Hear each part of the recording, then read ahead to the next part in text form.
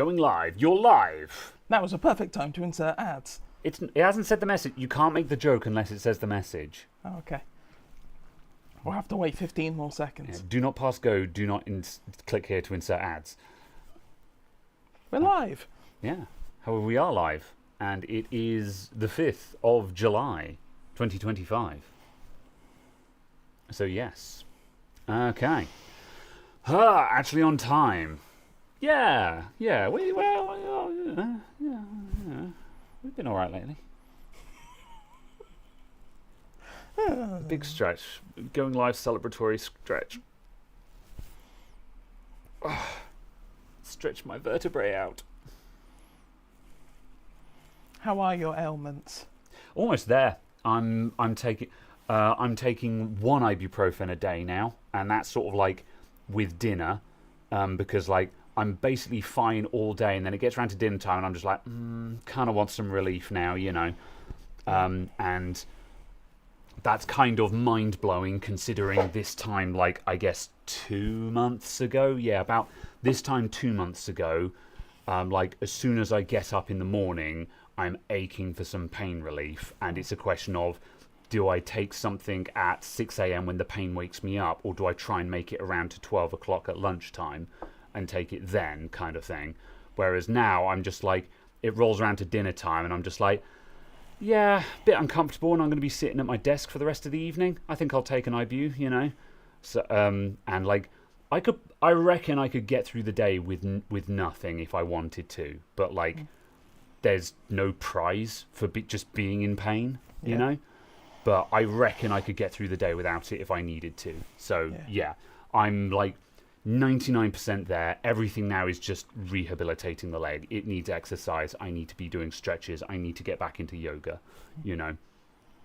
That's the next goal. So, yeah.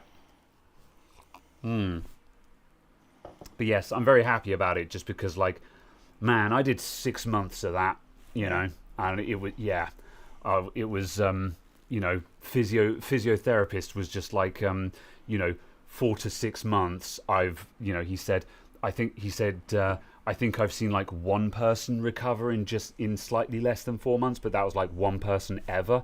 So like, that's probably not going to be you. And I was just like, oh, I'm young and healthy. Let's see how we do. And it rolled around to like 6 months, and I'm just like, ready to be done with this now. But lo and behold, you know, pretty much at the 6 month marker, it has just started evaporating. So yeah, very, very. I'm content. I'm also content just because I'm going on holiday with family at the end of August, and I was just like, I do not want to still be suffering with this when that comes around, because I'm going to be taking a plane trip, and that's going to be sort of worst case scenario, I think. So yeah. Young and healthy. Yeah, well, I mean, I turned 39 this week, but I would class myself as pretty damn healthy, all things considered. So yeah. All right. Resistive training to build up muscle mass and strength. What is resistive training? But yes, either way, yeah, I just need to just do exercise. So yeah, because yeah, all of my leg muscle is toast. I've been skipping leg day for 6 months.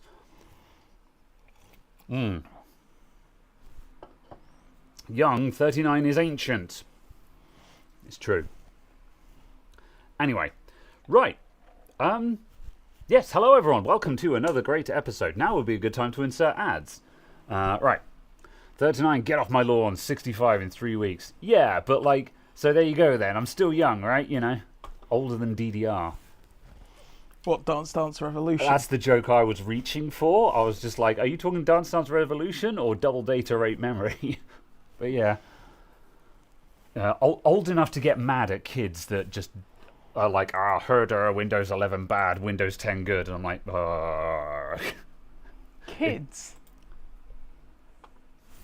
Okay. All right, hang on a sec. Thought experiment. Let's say Windows 10 is the only version of Windows you've ever known.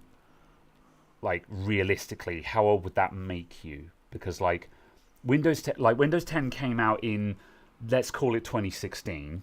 Like, Sure. because 2015 was like beta still, wasn't it? 2016. Gold release was the RTM release to manufacturing was August 15. Yeah, so late 15. So like Yeah. people didn't really have 10 until 2016. Yeah. Unless you're an enthusiast. So let's call it 2016. And so I'm not saying you had to have been born in 2016. I'm just saying because when you're 6 years old using a computer, you're not really using the computer per se. That's not something you're cognitively aware of. When you act like kids these days, when they became gamers, when they became interested in using the computer, how old would you have to be, kind of thing.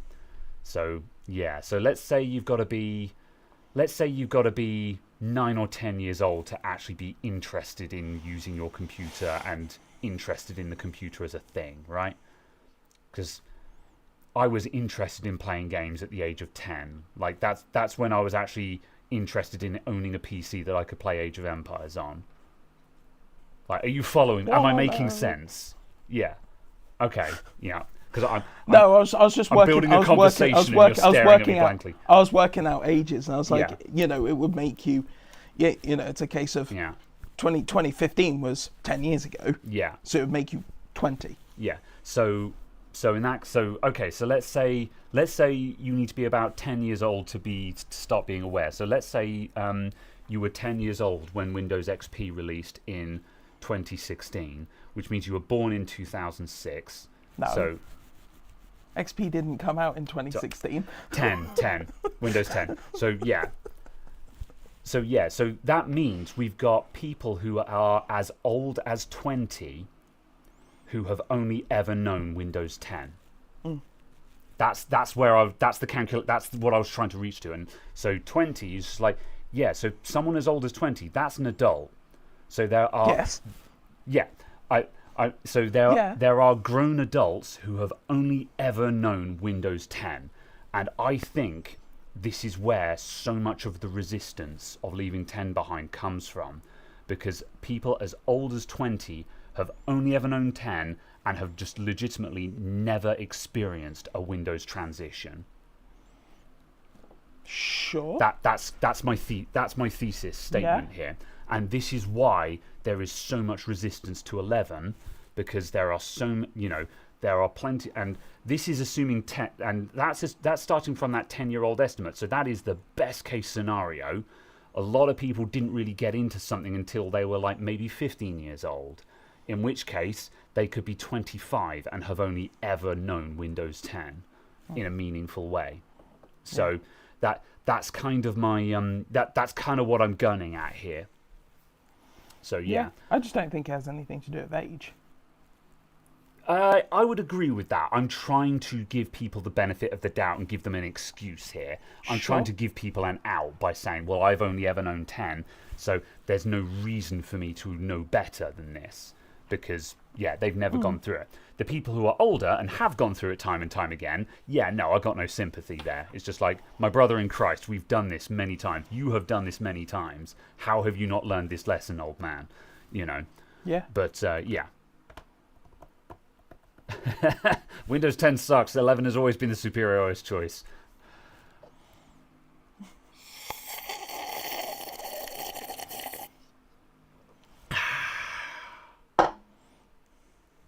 Okay. Anyway. So I went back to using Windows 10 the other day.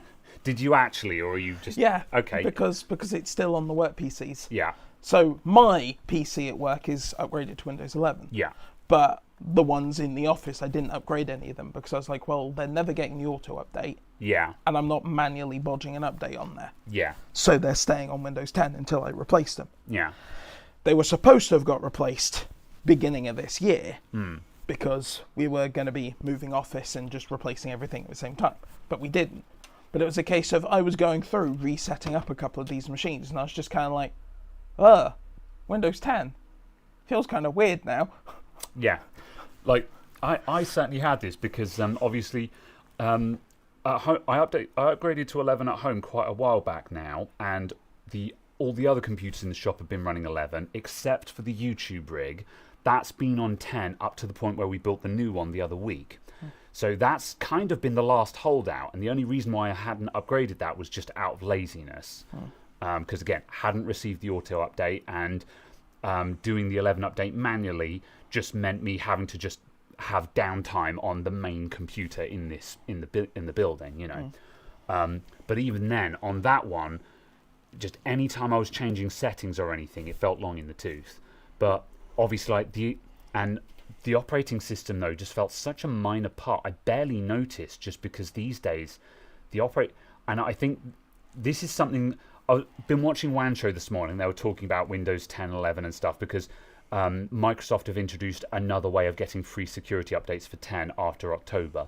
If you sign in with your Microsoft account on Windows 10 and enable preferences sharing across preference syncing across computers via your Microsoft account, you will get free security updates for Windows 10. Obviously, the payment is that Microsoft now have telemetry on how your computer is configured. Make of that what you will. I'm not here to contest whether that's a good thing or a bad thing. It's a thing. Interesting. So they were talking about that again.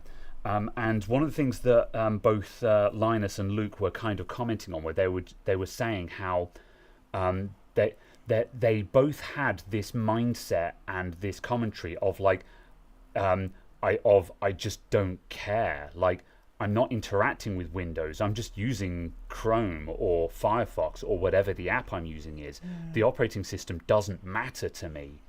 And I think this is a really important distinction that a lot of people don't seem to be making. Is just, it doesn't, like, in a broad sense, it doesn't matter. And I think this is one of the reasons why I have so little resistance to operating system upgrades as well. Is just, in a large case, it just doesn't matter, because I'm interacting with the app. As long as it's possible to install the drivers, it's possible to install the app. Yeah.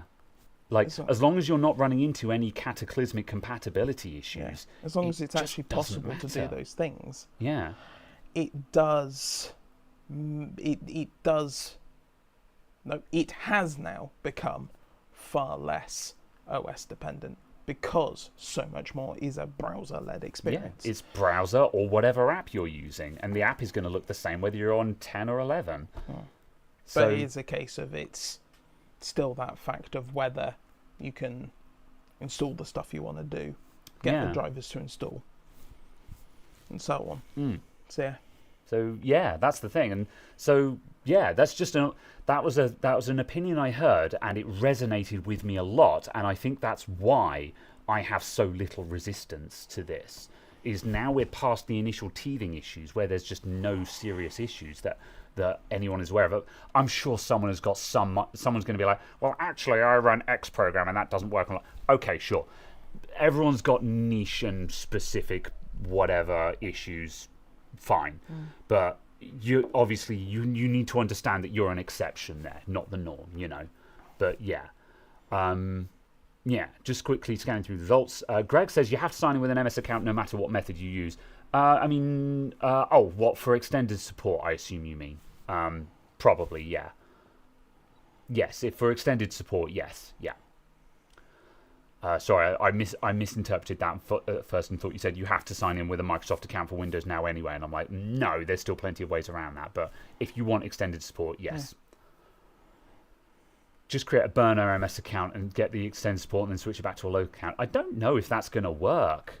I think, I would imagine it's ongoing. But on the other hand, though, it's, in my opinion of this hasn't changed, is that people who are looking at ways of getting extended Windows support, whether it's running LTSC or buying the extended support or signing with a Microsoft account, my opinion is still, why are you spending the effort to stay on an old system instead of expending the same amount of energy to use the new system? You're going to in your eyes, you're going to have to expend energy either way, and you are definitely going to have to stop using Windows 10 at some point. So why stay? But yeah, that's the thing. But yeah, either way, I didn't intend to blow this into a Windows 10 versus 11 discussion. It was just just a thought I had, I guess. But yeah. Anyway. Yeah, people saying,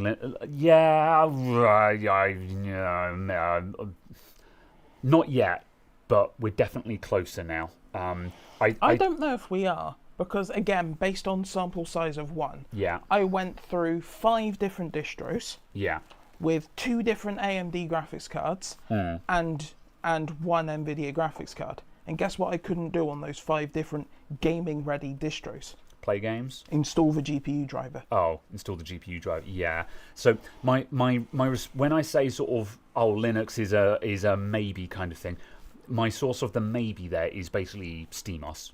Yeah, but it's just the fact of these were distros that were built and said runs out the box.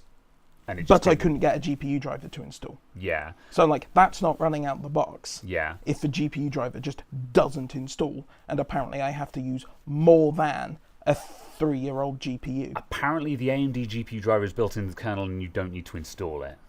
Then nothing could find the driver that existed, and nothing would give 3D acceleration. Yeah, the result is the same. Caradog tried 3 different distros with AMD cards. 5 different distros. 5 different distros. With AMD cards, and ran into technical problems. Now, there's not a doubt in my mind that there was a solution to that problem. However, if you just immediately ran into problems with it, what does this say for everyone else's experience? You know, that's the thing.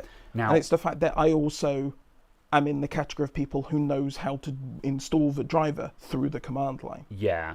Or through terminal. Because I've been through that before, because I had to do it on Ubuntu when I was setting up folding at home. Yeah. And it's like, I'm aware of that process. But guess what? That no longer works on those distros. Fine. Some dependency somewhere is missing. Yeah. Or some setting has been configured in a way that doesn't allow that to happen. So now I have to do hundreds of other things.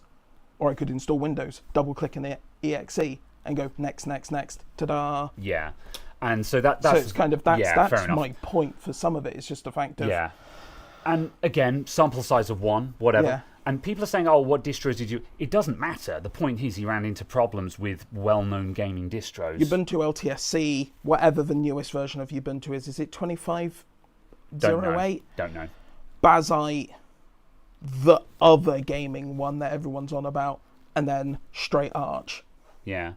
And like... Pop OS or something like that. Oh, yeah, Pop OS, that was it. And all of them would not install the driver in a fashion that would function for all of the GPU's functions, like 3D acceleration. Yeah, fair enough. And I'm like, therefore it's not a GPU. Yeah. And I think SteamOS is going to be the savior. Whether you run SteamOS specifically or just Valve heavily investing into the Linux ecosystem, maybe we're there now. Maybe we're there today. Maybe we'll be there by the end of the year. But it feels like we're going to be there very soon because of how much investment SteamOS is pushing into the Linux ecosystem. Like, for example, if I am extremely interested in trying SteamOS on my gaming PC. Not saying I would switch quite yet, but I'm extremely interested in that as a concept, so I can have a frictionless Linux gaming experience.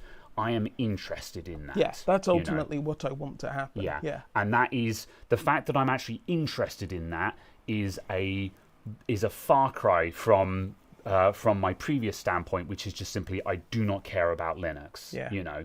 So yeah. So yes. Yeah.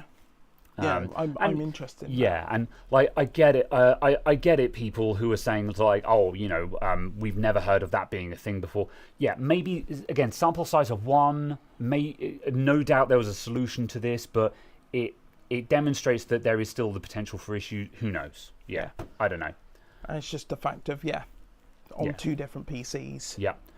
Proton is a godsend. Valve had a lot to do with AMD drives being built into the Linux kernel. Yeah. Proton is fabulous. Yeah, all that stuff makes me excited and interested in Linux because they're getting to a position where it actually may well be out of the box. And if the AMD drivers are now built into the kernel, sure, Caradog seem to have an issue, but theoretically that means that most people shouldn't have an issue. Yeah. So yeah.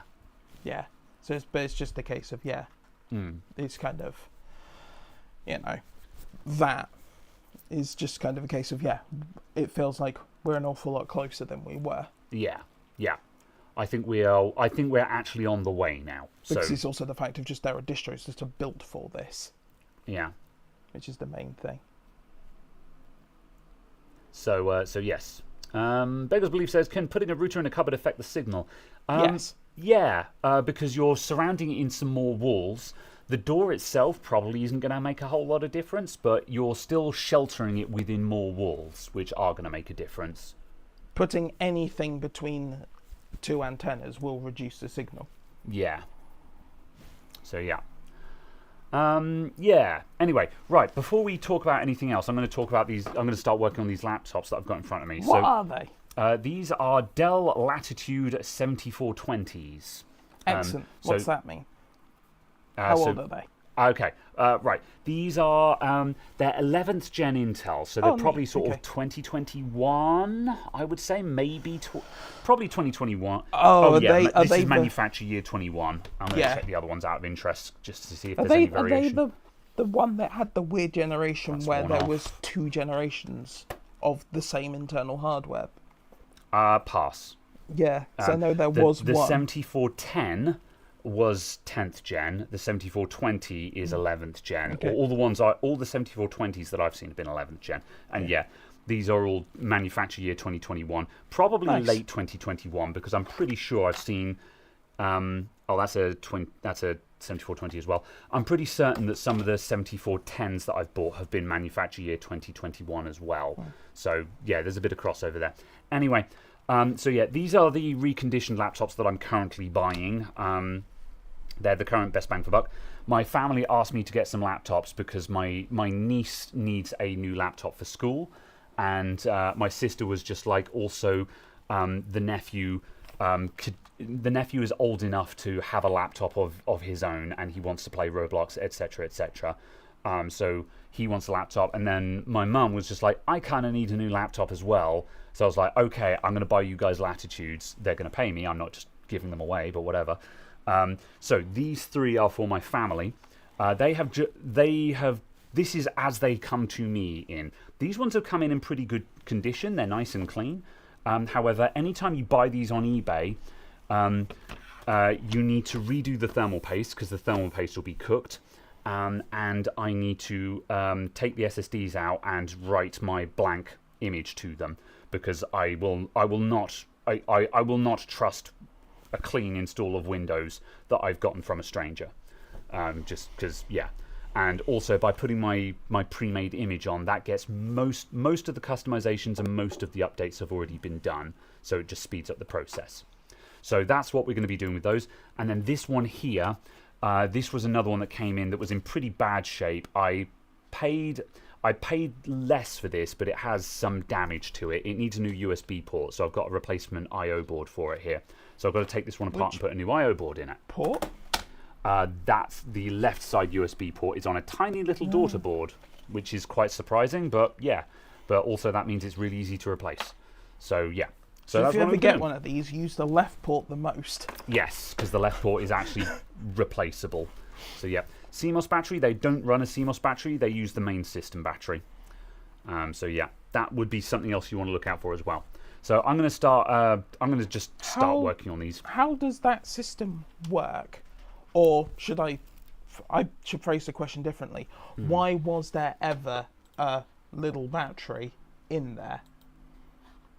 To store the settings when it doesn't store the settings, and why wasn't there just a push button that sent a signal to reset it? Do you mean just why didn't? Why does the RTC battery exist? Legacy, I think. So it used to do something and no longer does. Yeah. Once upon a time, the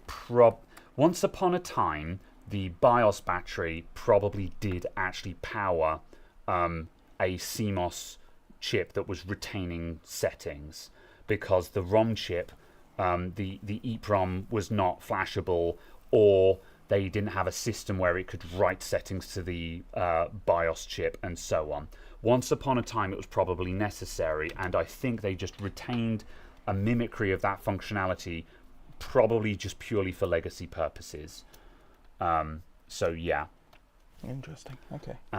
Oh yeah, and also yeah, and as Lead Farmer says, also yeah, that's kind of related. So also, once batteries became non-removable, then that the RTC battery was no longer needed because you're never going to disconnect the battery. Like you wouldn't put a different one in. But that didn't answer your question. But why would you ever have built a system that needed power? Yeah, because the thing is the battery doesn't retain the settings anyway. It merely maintains a please don't reset signal. Yeah. So and yeah, why it's a wouldn't weird you inversion. Do it the other way around and have a push button for reset signal. Yeah. Also, have a random screw in a speaker. Ugh. Cool. All right. Yes.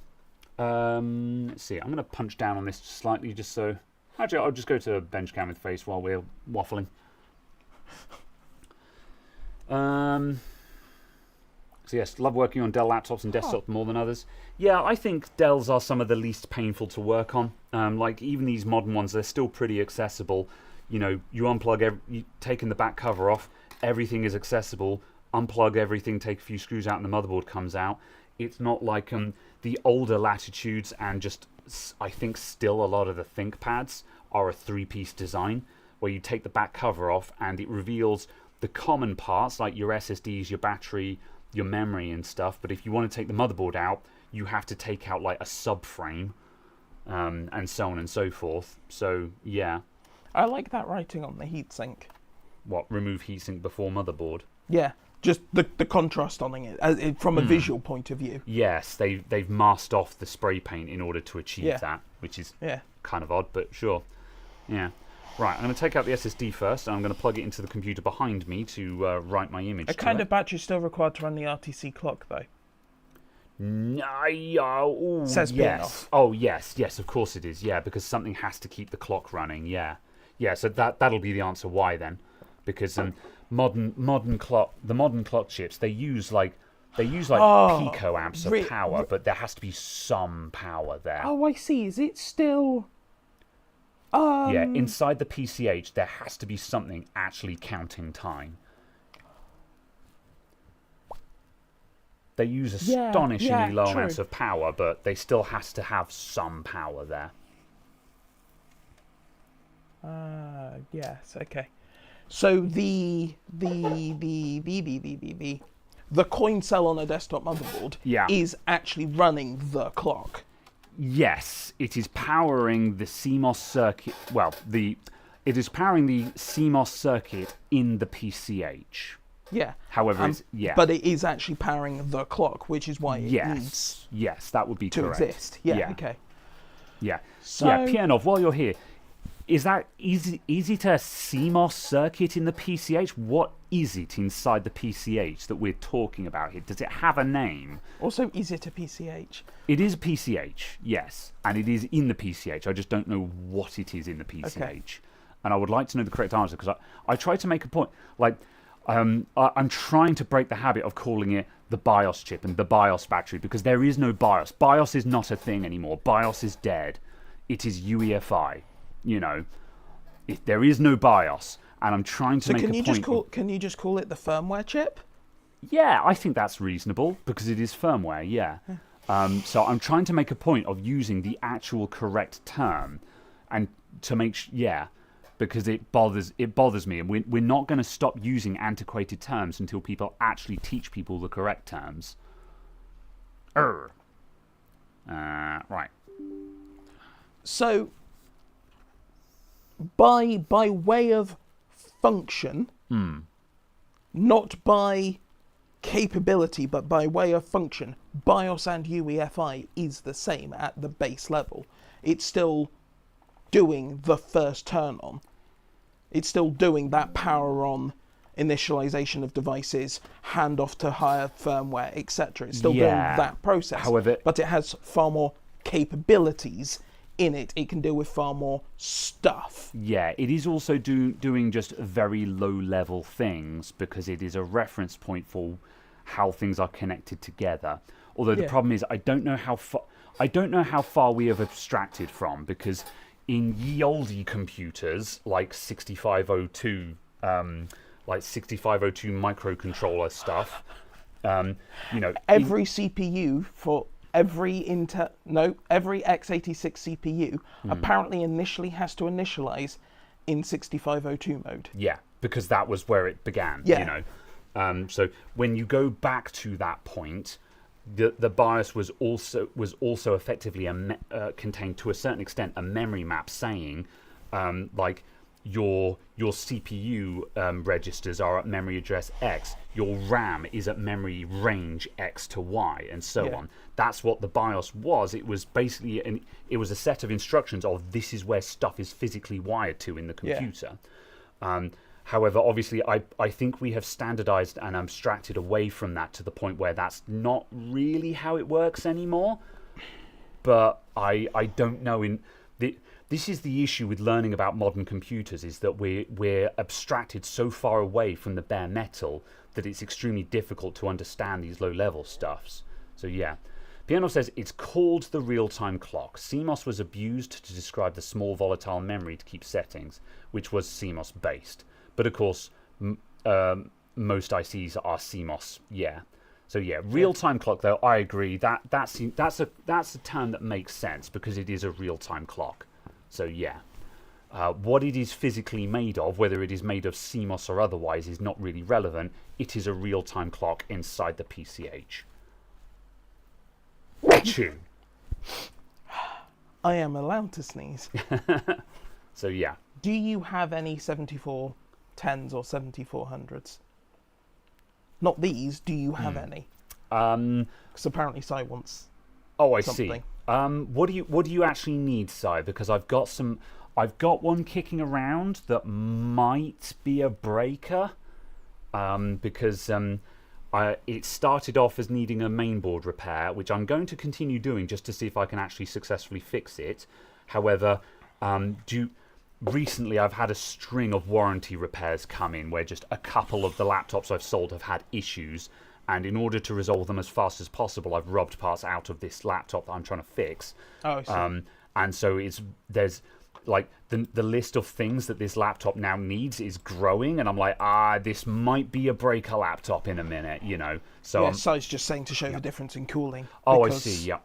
Actually, functional cooling versus 7400s, no cooling. Yeah, I guess. Right, where is? Dell. Okay, this 74.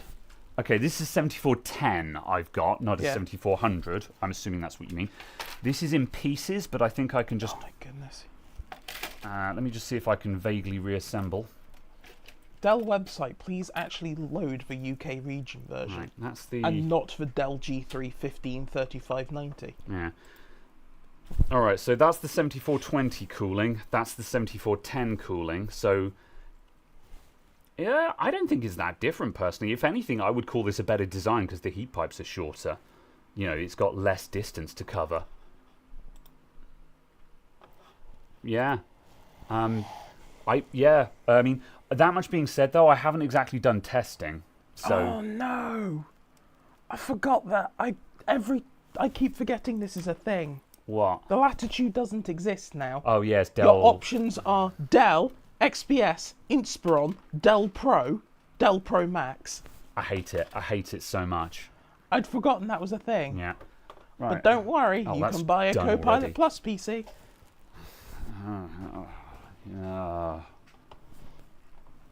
I was talking to friends last night. The Dell 16 Plus laptop. Yeah. Yeah, no, I did get to the resolution of this. I was talking to friends last night about just AI stuff in general, how I was having a crisis of confidence in my convictions surrounding AI and stuff. Because I think we all agree that the way Microsoft is forcing Copilot into everything is extremely aggravating and annoying. We use Microsoft Edge for the big chat on stream, so that we have Edge open with the pop-out chat and zoomed in, so we've got big chat. And we opened Edge and it said, update complete, and it had a box below it saying, talk to Copilot. I'm like, why do I need a Copilot integration on the page that says Edge has updated? Why are you even telling me that Edge has updated? It doesn't matter, you know. But why is Copilot? And again, just Copilot being forced into everything, etc., etc. I'm sending you a link to a video you need to watch. Now or later? Later. Okay, but yeah, you actually fine. have to watch it. Okay, I will. So yeah. And I think it will give you some... I don't want to say comfort. That's the wrong word. Some understanding of actual uses that people have come up with on stuff for AI. Yeah, okay. I'll carry on. Let me carry on my story first. It's not all yeah terrible. Yeah. It's just bad. Yeah, let me carry on my story because that kind of ties into that. So where was I? Yeah, so Copilot being forced into everything, Grok being just awful because, you know, heck X, you know, and then also, and like Google aren't helping either. Every time I open Google Sheets, there's a banner across the top saying, "Learn how Gemini could help you with this," and no matter how many times I click the X to hide that banner, it just appears every time, and I'm like, go away. I keep dismissing you. I keep saying no, and it keeps coming back. Fuck off, you know. And then also just, you know, AI summaries in search results. And so this is where my resistance comes from. It's just where everything is being forced down my throat and all the rest of it. But the thing is, I had a work experience student in this week, and you know, I made a remark. I was just like, Copilot, blah, you know, whatever. And work experience student said to me, so, oh yeah, I just use ChatGPT. And I said, what do you use ChatGPT for? Like this, you know, not chat. I'm curious. What is your use case for ChatGPT? And he says, well, I play Ark Survival Evolved. So, you know, survival game, you know. I use it I'm for. not that out of touch. I don't know. And he said, he said words to the effect of, I use it as a resource. You know, I say, you know, where's the best place to farm this resource in Ark Survival, and so on and so forth. And now for me, when I used to do my closest equivalent to that would have been when I was playing Minecraft Java, like modded Minecraft. But we had a wiki, and you look it up in the wiki. But the problem is just like a lot of modern wikis are just, they're always out of date, and they're, you know, maybe sort of poorly maintained and just generally not necessarily reliable. And basically he said that ChatGPT seems to be extremely good at coming up with resources for Ark Survival Evolved. And so I was just like, all right, yeah, fair enough. It works, you know? I see you, Winston. And then another example was recently my mum has been visiting to help me set up new accounts for the business, because my mum's a bookkeeper, sorry. So she's been helping me set up Although in this instance, she's a bookmaker. Well, she's making a set of books, yeah. So been helping me set up a new set of accounts, blah, blah, blah. And we've been working in Xero, and so she's setting something up. So she's like, oh, we need to do this, that, or the other to import something or something. And she's just like, so she was just like, okay, Google search how to do XYZ in Xero, enter, and it comes up with an AI summary, of course. So she reads the AI summary. She says, click on here, then click on here, then click on there. And she's like, okay. So she goes back to Xero and she goes, click on here, click on there. Cool, there we go, we've done it.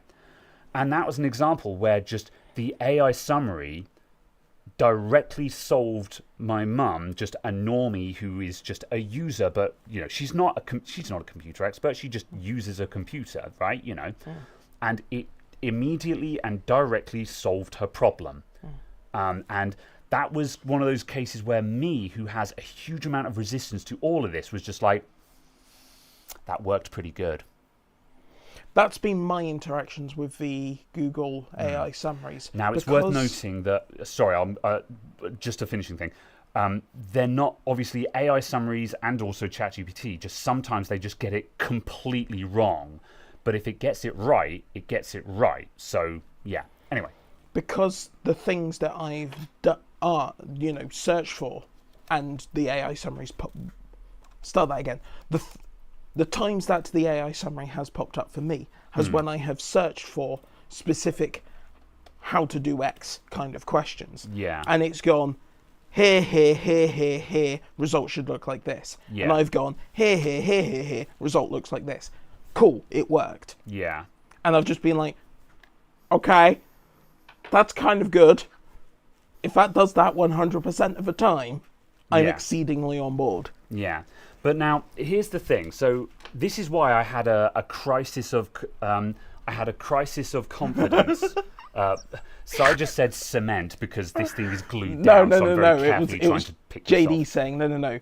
She's a chef because cooking all the books. No, that's my problem. My books are extremely overcooked, and that's my problem. I need to uncook the books.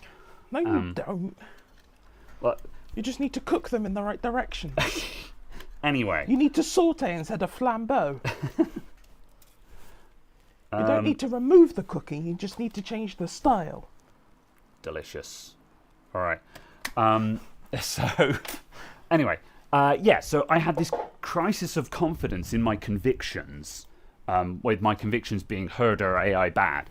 But I think the reason why I then kind of like stuck to my guns on this is that we've got this issue where sure, it's easy to look at that and be like, okay, AI works then, it's good.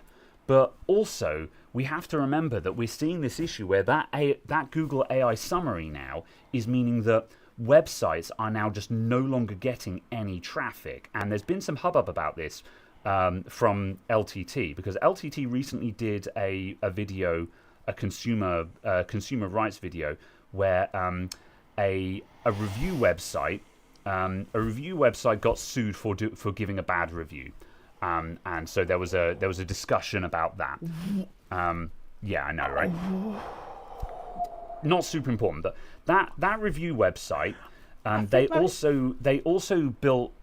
also opened up another conversation about the kind of challenges that review websites are facing now, with one of them being that these AI summaries are destroying their traffic, because when you Google search they do reviews on air purifiers, and so if you Google search air purifier model review, instead of coming up with their review website and clicking through and getting a good review with links to buy the product and stuff, you get Google AI summary saying, yes, this purifier has good reviews, and Google links to buy it.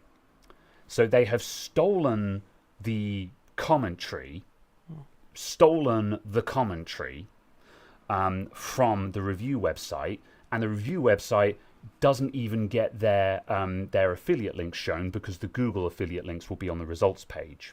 Yeah. So that means that the AI summary is so that means in this context, the AI summary is destructive, as a destructive force to the internet in this case. And of course, we've also got the issue of the growing issue of how cataclysmic on an environmental scale AI is, for how much power it's consuming. And so this is what the point where I said, okay, we're seeing that AI is useful, but it's also still awful. So how do we resolve this? And I'm like, I wish all of the research and development going into AI could be going into helping people get to a result on Google results that helps them instead. And we've kind of got this issue where they've come up with a solution to the problem that they created.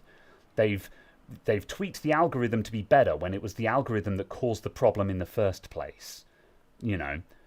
Instead of trying to drive traffic to the website that has the best answer, we have abstracted people even further away from the websites. That's it. That's the end of my rant. That's just what I had to say, kind of thing. So, yeah. That was a bee in my bonnet that I had about AI. Okay. I will now scan through the chat to see what comments there were on that. Unless you have any other thoughts on on it? I think the consumer... Also, GD900 is crap. It's separating. I'm not buying this again. Carry on. Sounds like a you problem. What did I do wrong with it? It just sat there and it separated it. Anyway, carry on.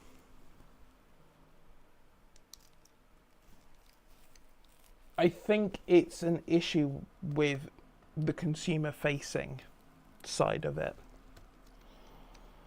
An awful lot of the stuff that I've seen separately, because I pay attention to Tech Potato, because I am involved in industries that are always looking at new stuff and how we're going to kind of data model better.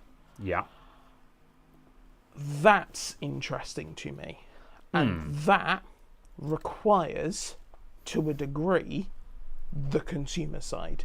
The problem is, I don't know if the cost on the consumer side can ever be justified by the outcomes from the other sides. So it's a case that I feel like the consumer side, the upfront AI stuff, needs to be less egregious, less negative. But the other stuff that's coming out of it, like the things that are being done because people are training. I just forgot what the type of scan was. I think it was contrast CT scans. Yeah, for cancer and stuff. They were doing that for cancer, and because obviously you can feed in 100,000 results into a trained model and say, give me results. You can do that to every single person who has a CT scan, or any single person who has an X-ray, whether that's what you were looking for or not. But you can feed it into that because the cost per search is a fraction of a penny. But the cost of having a human examine that is 10 minutes of their time they don't have, because they're already doing 10 checks an hour on stuff where they already think they've got the cancer. So we could catch a lot of early cases that otherwise wouldn't have been checked for. You are more likely to catch asymptomatic people, or people who are presently asymptomatic, stuff like that. And I'm kind of like, that's an interesting point. Or people where you do effectively like voice pattern analysis and speech pattern analysis and so on. And you can go, oh, this person's speaking in a different way to how they were last time. Is this evidence of a stroke? Because it's affecting their speech. And the way their speech is different to last time causes indicators based off of data set for stroke. If we intervene now, there's better outcomes, and kind of stuff like that. And I'm like, that kind of field of it is stuff that I'm like, that's interesting, that's good, that's a net positive. I agree. I concur, and I agree there are genuine uses, and also there are also just oddball uses of LLMs and stuff for cool stuff. That you can use for private uses, like you can use small chatbots for story prompts and generating D&D campaign story prompts and stuff like that to just spin stuff up to just create new content easily and quickly and that kind of thing. Like it's kind of like the example of one of the things that defeats like, broadly speaking, I dislike AI image generation with a burning passion, because it's taking away work from real artists. Like, somehow, instead of automating dumb labor so everyone can be creative, we're automating creativity so the only thing left to do is dumb labor. It's backwards. However, there are certain instances where a tool that will automatically generate a D&D dungeon map for you, it's a pretty good idea, because at the end of the day, you don't want to pay an artist to keep making maps for you, So there are certain use cases for private use per se where I can kind of be like, okay, you know what? Yeah, fine, sure, you know. And so, likewise, in this instance, that kind of like life-saving use and that kind of commercial or high-level use instead of this in-your-face consumer use, that's the stuff we like. However, and I think the point you're making is that we need that in-your-face consumer thing. That's how they're developing it. They need that input. That's how they get the funding for it. Yeah. Because AI is big and flashy, and VC adds money to big and flashy. Yeah, and out the side of that is falling cancer diagnostic. Out the side of that is falling exoplanet discovery. You know, and it's kind of, it becomes a conversation of, you know, ends justifying means and so on and so forth. Yeah. But it's kind of that case of just...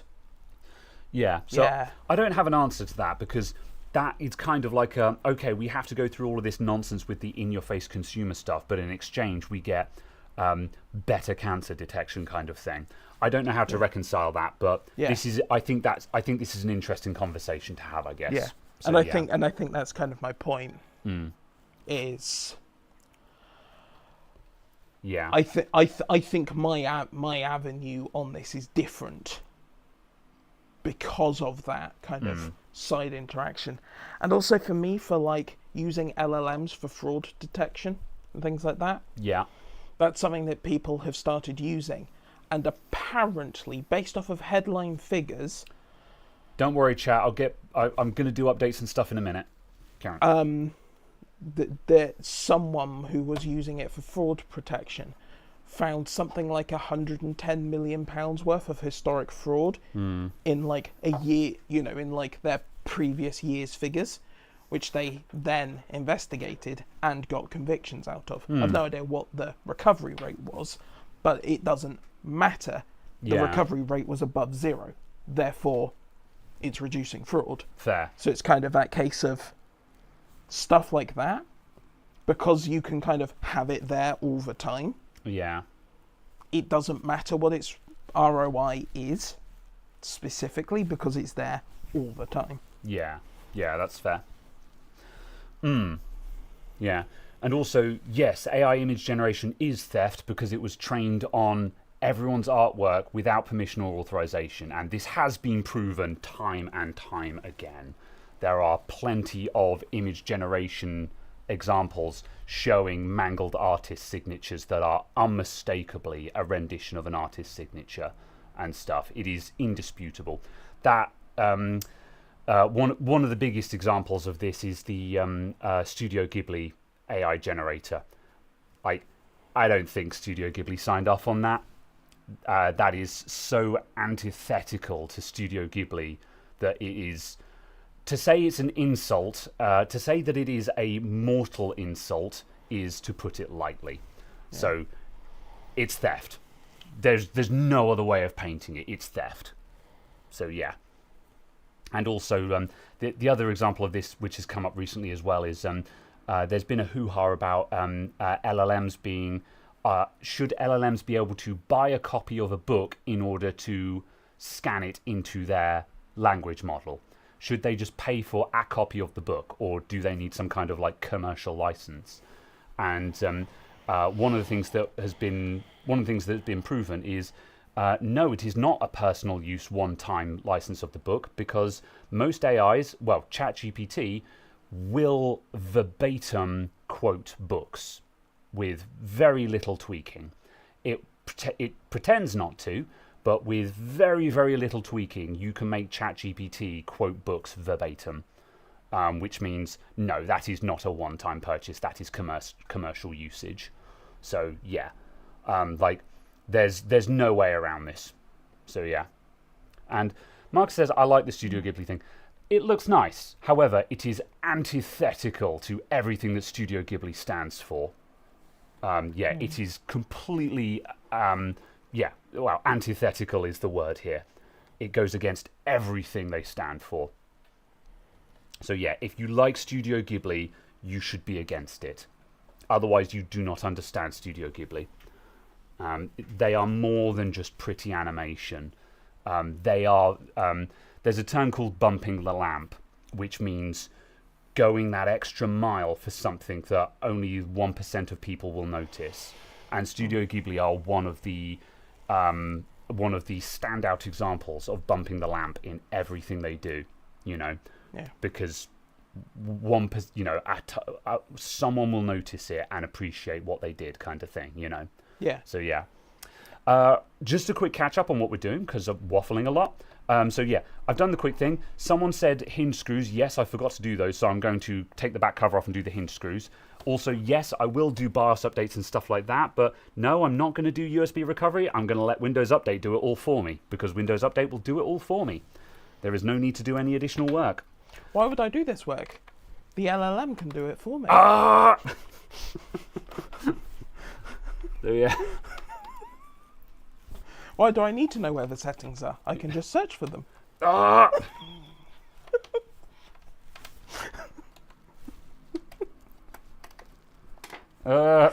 Right. Oh no. Oh no. A really dodgy AI video generated version of a film. That is an absolute rip-off of the DreamWorks work How to Train Your Dragon, titled How to Untrain Your AI. There we go. A little bit more in those.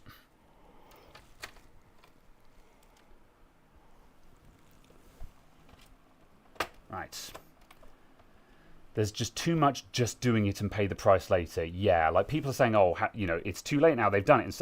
And this is the problem with AI in general, is just like there's so much just ask for forgiveness later. And it's just like there's so much mentality of, well, we already trained it, we already stole it all, so it doesn't matter now, right? And it's just like, so what, you just let them steal everything forever? Like, no, that won't stop until someone puts a stop to it. Because if we're just going to let them get away with it, then why stop anyone doing anything anymore? If we're just going to be like, well, they've already done it now. My bike has already been stolen, so I guess it doesn't matter now. It's like, no, that's not an argument. But yes. I mean, it depends on who you are. Because if you are the one who has stolen the bike, it's very much an argument. Yeah. Yeah. It's also just there's also just that frustrating thing as well that again, because I watch Wan Show, and this comes up on Wan Show often as well, and so I'm sort of recycling a lot of things that have been said on Wan Show, but I'm going to put that to one side to charge for a little bit and start on another one. I'm also going to put this busted ass laptop to one side because I'm not fixing this one right now. It's okay, you can put the one that's charging over here because I put two on the bench. Oh, cool. Yeah. See, I thought of this. I planned ahead. Yeah. I yeah. said, the other thing hey Google. How do I charge two laptops on the bench? And the AI summary said, well, you can get a splitter, so one charger can be plugged into two laptops. I own one of these devices. It's very illegal. Pain. USB transfer cable that doesn't exist. Right. Actually, it doesn't exist. Actually, it uses the USB Type-C It doesn't alt modes. exist. It uses the USB-C alt modes, so it appears as a network device. Anyway, right. On Wan Show, one of the things they pointed out is just the issue with this, beg for forgiveness later thing. As Luke pointed out, he was just like, the problem is that if we legislate this in the West, China will just do it anyway. Russia will just do it anyway, and you just lose that race. And that kind of, that's not necessarily a solution, but it's a point. Someone else is going to do it anyway. So does that make it okay, kind of thing, and just, It's a, it's truff. I don't know why I said truff then. I meant to say tough. Because it's tough and rough. It's truff. Yes. Yes, I did unplug the battery. Good. Plug SSD in for imaging.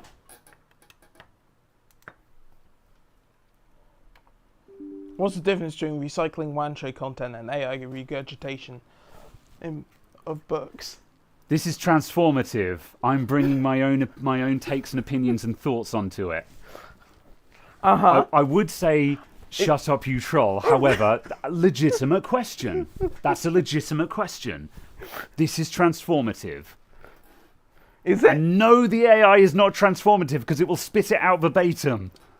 Ah! Yeah, but that's the point of a quotation. If a quotation isn't verbatim, it's a shitty quotation. Sir, you are not arguing in good faith. I'll have you know, my faith is very good. I have many convictions. Wait, I mean I have much conviction. Yeah. Will G says, that's the tired old, when you outlaw item X, only criminals will have item X cliche. Dumb and wrong. Kinda? I think so, because also... I'm trying to think how... I'm trying to think how that applies. Like, if you outlaw guns, the only people who will have guns are criminals.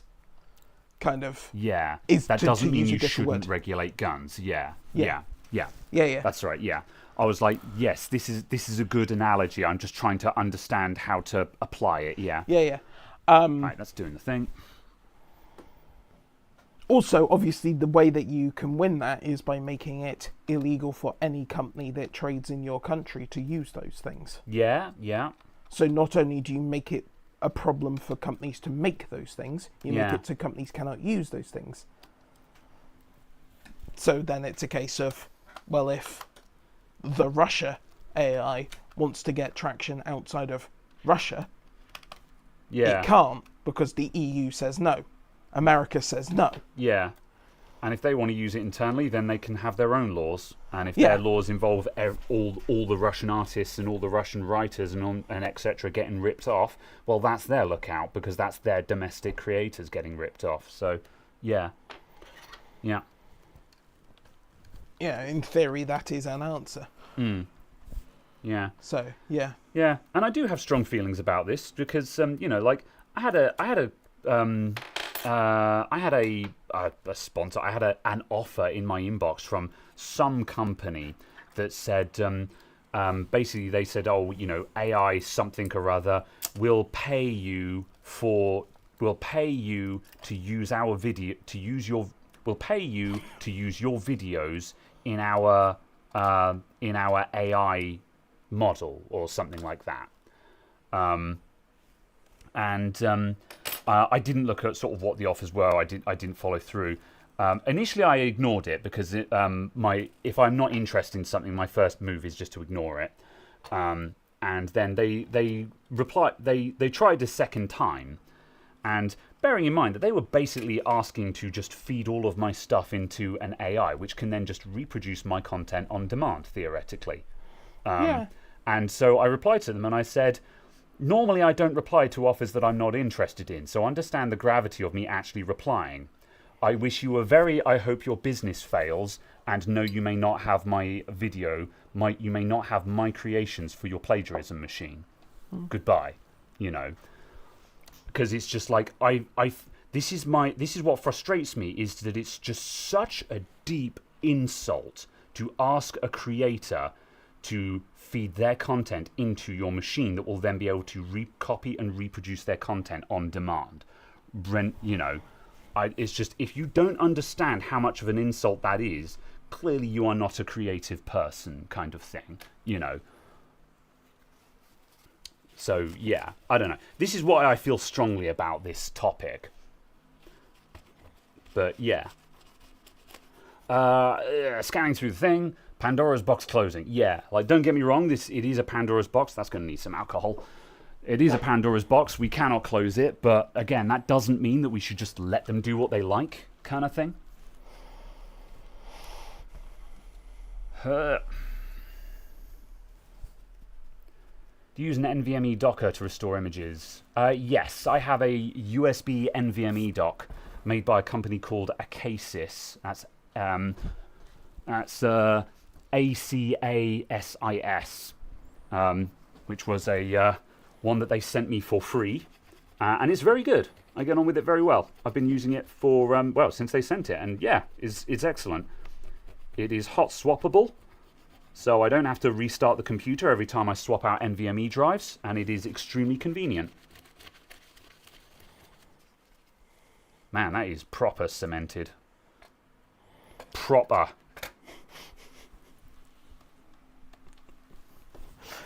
Suddenly became a bit more British then, you know.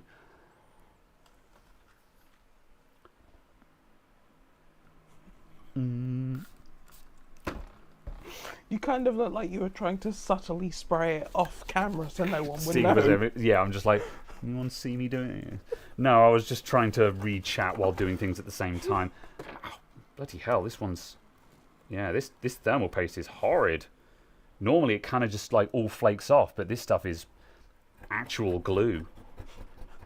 Yeah.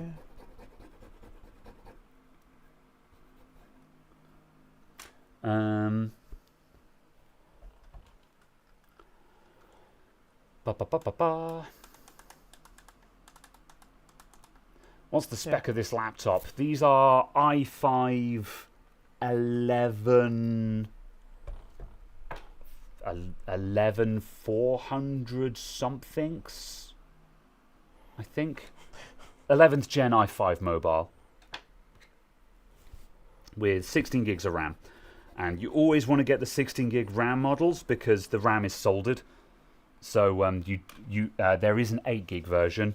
And even though 8 gig is still just about enough for an average normie, but we're kind of getting to the point where it's becoming not quite enough. And if you buy an 8 gig laptop, it's probably going to want an upgrade in its lifetime. And if your RAM is soldered, then you ain't upgrading it. So you want to get the 16 gig version so they're good for life, basically.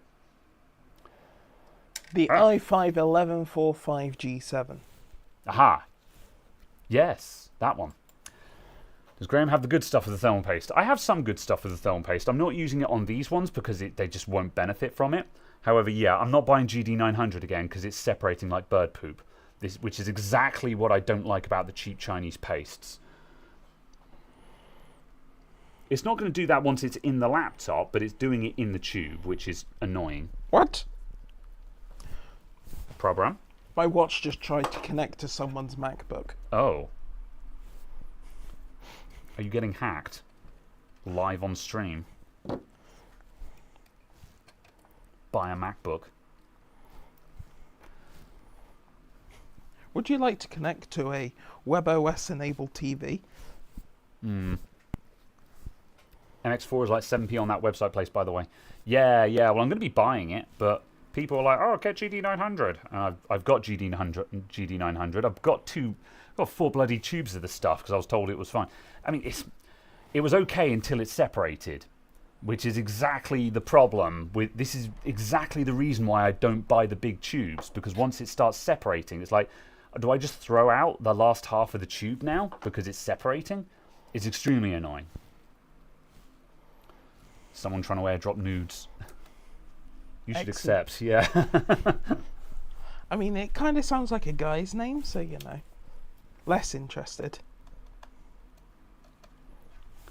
Right.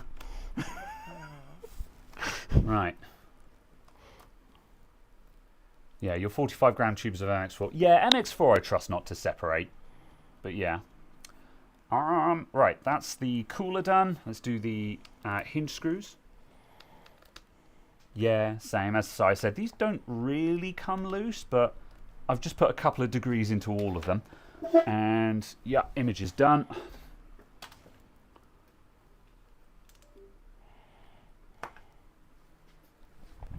SSD back in.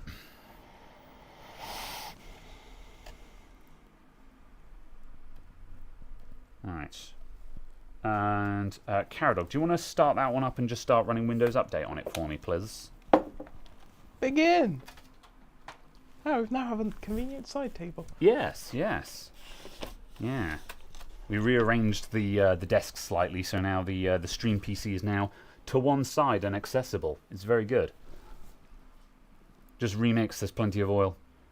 What, do I just have to put a poker down there and stir it up or something? I'd imagine you can just pull the plunger out and push it back in. that's basically what I do. I just sort of go a bit with the plunger. Yeah. That's a technical term. Give it a bit of a wiggle. Yeah, but it's still annoying. Have you updated your image yet? Because you said you were going to update your Windows 11 image. I think this one is reasonably up to date. Well, we'll find out in a sec when you run Windows Update on it. Yeah. I don't know how I feel about this trackpad. It might not have installed it yet. Feels a bit floaty. This image was done on a 7410, if my memory serves me. So actually, yes, I probably do need to update my image. I mean, I guess it might be worth getting that one fully up to date and then re-imaging the SSD on it. Oh.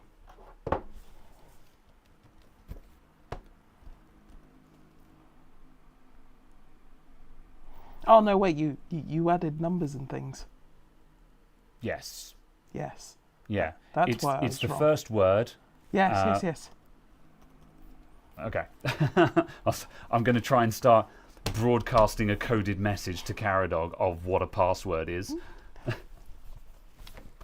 I've already said too much. It's the first word. In the beginning? Oh, I forgot the SSD cover thing. Yeah.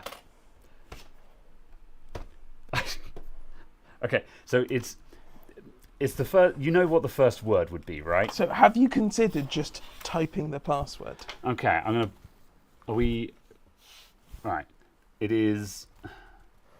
Yeah. It is that. Oh.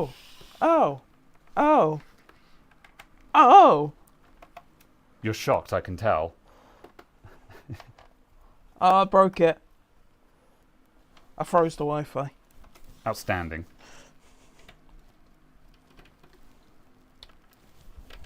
Yeah, it's a Wi-Fi password. It's not like you just all got the password to my Google account. So yeah. Which is Steve. Yeah, like half of Shaftesbury has this Wi-Fi password saved on their computer. So, like, yeah, this password ain't secure. I actually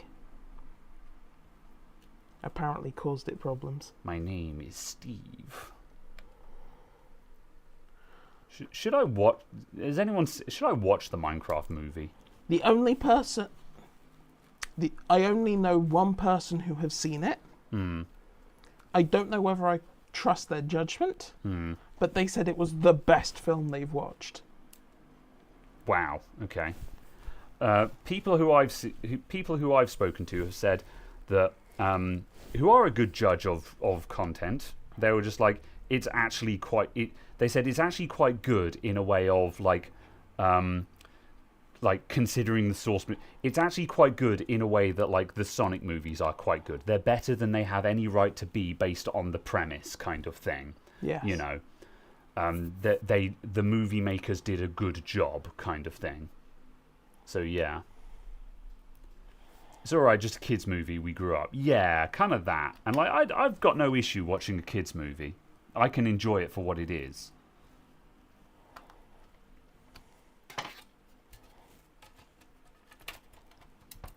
Right. These are 7420s, Kurt Dorr.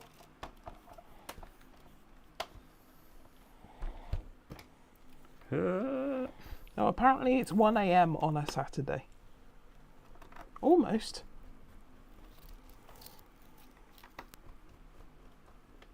We are in Lisbon. Prefer animation movies than action? I think I probably do as well, because I have a great appreciation for animation as an art form, which is why I'm so incredibly disinterested in all of Disney's live action remakes. Because I feel like they miss the point. Like some of the earlier ones they did, based on like a YouTube. I watched a YouTube channel called Kappa Kaiju.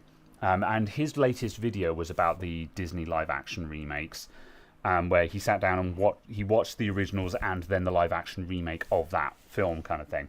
And a lot of them, he was just like, they've done interesting things, they've done interesting spins. It's interesting to see what they have changed to complement the change in medium and stuff like that. But then there are certain areas where they just completely drop the ball, and some of the more latest ones have just gone entirely off the rails. Like, for example, the Lilo and Stitch movie, which somehow just cataclysmically misses the point of the movie in all possible ways. It perfectly hits the point of the movie. Mm-hmm. It's American industrial complex propaganda. Exactly. Yes. Therefore, it has perfectly hit the point of Yeah. this movie.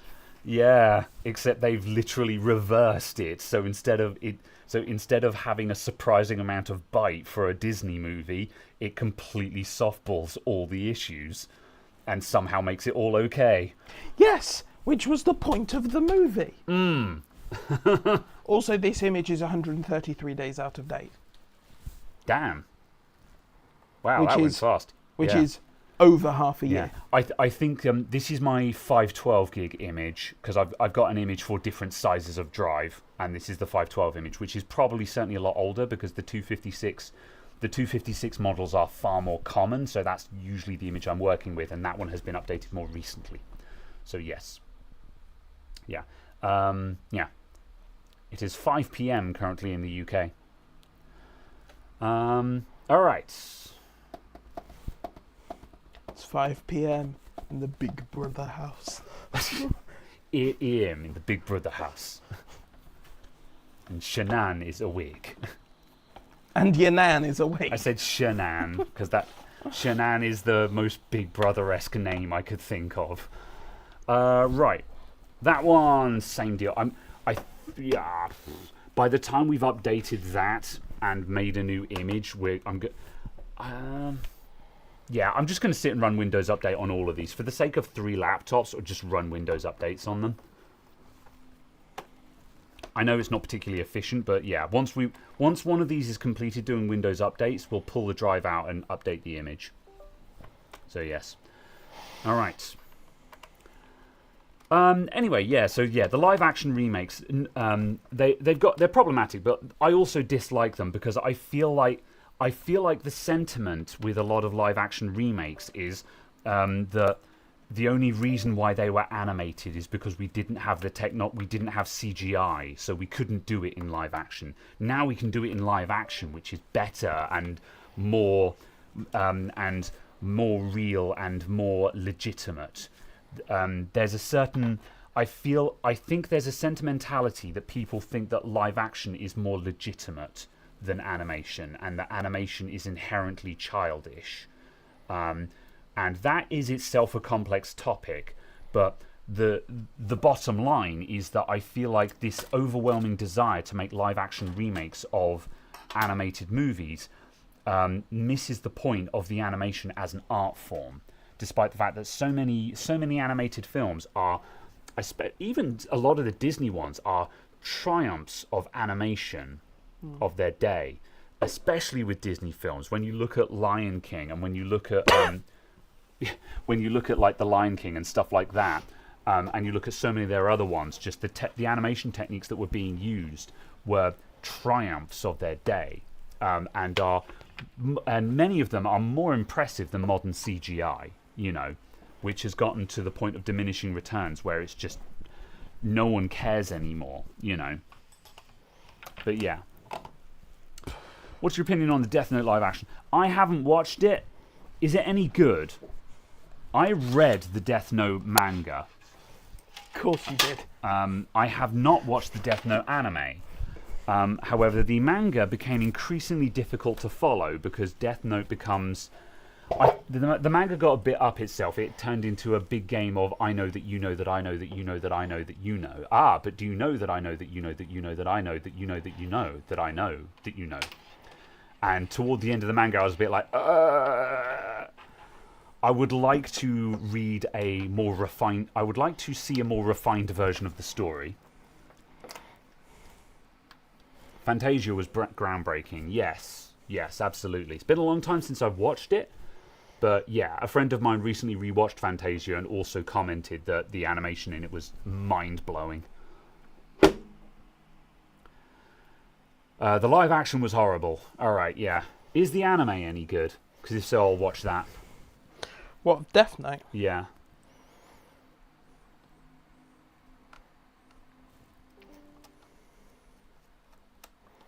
Realistic graphics can be so boring. Yeah.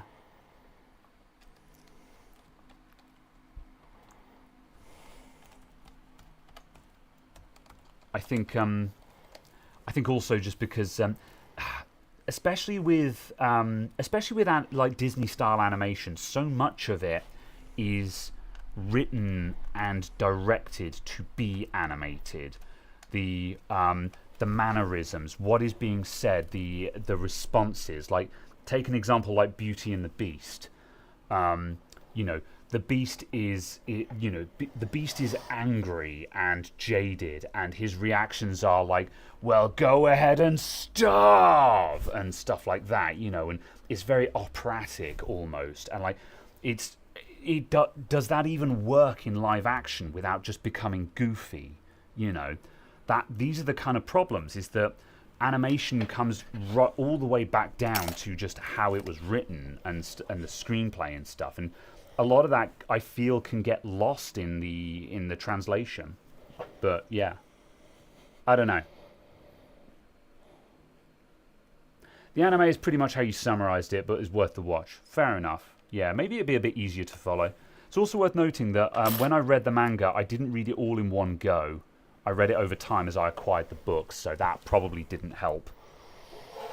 I honestly thought you were going to say I didn't read it in one go. I started reading it in Japanese and then moved to English or something like that. I was going to be like, yeah, I can imagine why that would have been confusing. Yeah. Because suddenly characters' names change. Mm.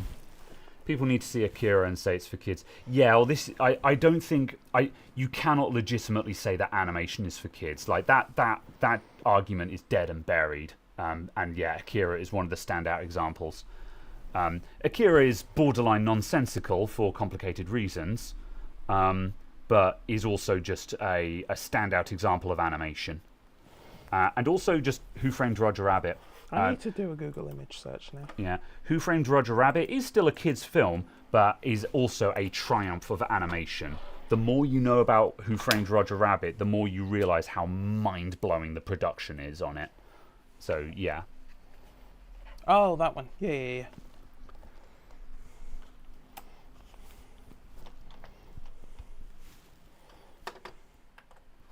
Yeah. How to Train Your Dragon live action is rubbish compared to the animated films. Yeah. Did they change much of it, or is it just a beat-for-beat reproduction? Because, yeah, How to Train Your Dragon, that's an example of one where I'm just like, we don't need a live-action remake of this. And, like, the main character is CGI anyway, so just, like, what have we gained? Yeah. Fuck's sake, JD.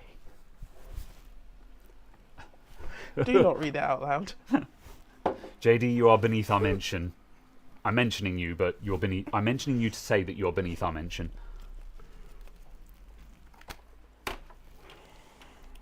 And yes, Def Gamer, this thermal paste is horrendous. Normally, just a quick brush off will shift all of it, but whatever paste they've used in the 7420 is genuinely diabolical.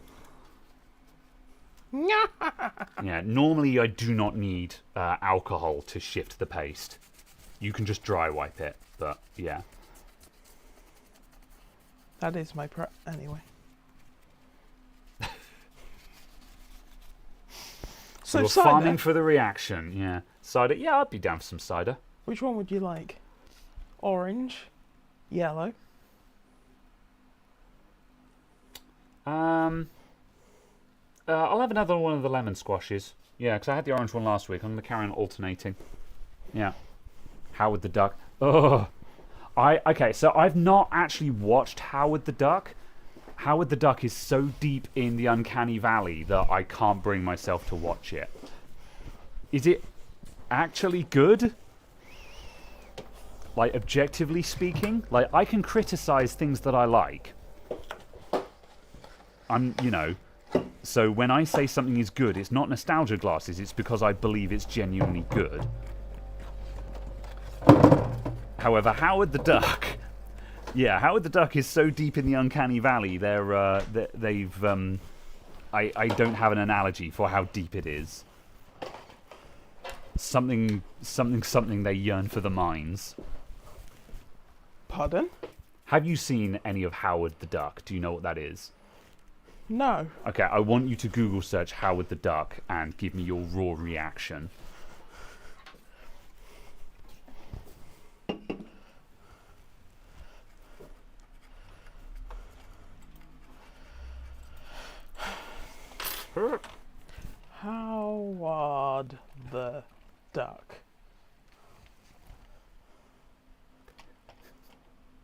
Okay.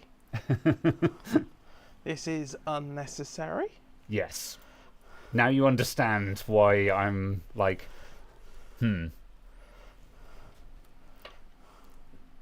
Yes, I see. indeed. What? There was a good Howard the Duck movie from the last decade. Oh yeah, I'd heard that they'd remade it, because when they said that they were remaking it, I think the universal reaction was, why?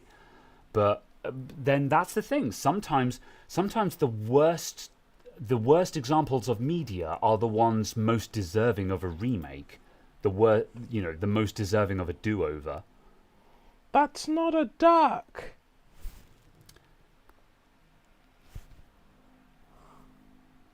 Got a beak? I don't know. Got any grapes? Ah. Waddle waddle. Anyway. Yeah. What's the audio quality like on the Latitudes? It's fine. It's a business laptop. It's fine. It's fine. It's not awful, but like, you're not, like, you don't sit and listen to your dank beats on a business laptop. Like, if you want to sit and listen to music, get a Bluetooth speaker. But if you want to listen to a podcast, it's fine. Get headphones. Sure. Do it properly. I've completely lost track of where I'm up to with this one. Have I imaged this already? No, this is number 3. I'm going to go plug this into the Imagator. Good enough for a Teams call? Maybe. I don't know how good the separation between the speakers and the mic is. Where is the mic? Is it though? I think that's a hello array. Yeah. Si, do you know where the mic is on these? Is it in the Windows Hello? Is it in the camera array, or is it somewhere else in the laptop? Oh, is this the thing that Si phoned me on, and it sounded better when it connected to a Bluetooth microphone in a different room? Yeah, that'd be a shame. I mean, it having hello is cool. I think Windows Hello is cool. But yeah, if the camera quality and mic quality is bad, then that's not really worth a lot, I guess. Dual mic top edge. Okay, so there should be some separation between the mic and the speakers then. However, if the mic is poor quality, then that doesn't really help you. So yeah.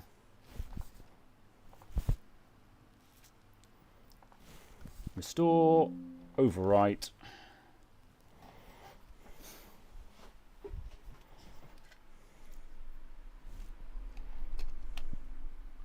The next one of these I need to get down and get this board here out. That's the USB board that I need to replace, which is inexplicably green. I don't know why. Maybe they just didn't want to make a long, thin bit of circuit board or something like that. Maybe that was just really... Maybe having that long, thin bit was just really bad for the panel of motherboards. Oh yeah, maybe it took them over the halfway mark on the width or something like Yeah. that. This particular screwdriver is not magnetized at all, and all my other screwdrivers are, which is why I keep dropping the screw again and again, because I'm expecting it to stick to the screwdriver. Oh!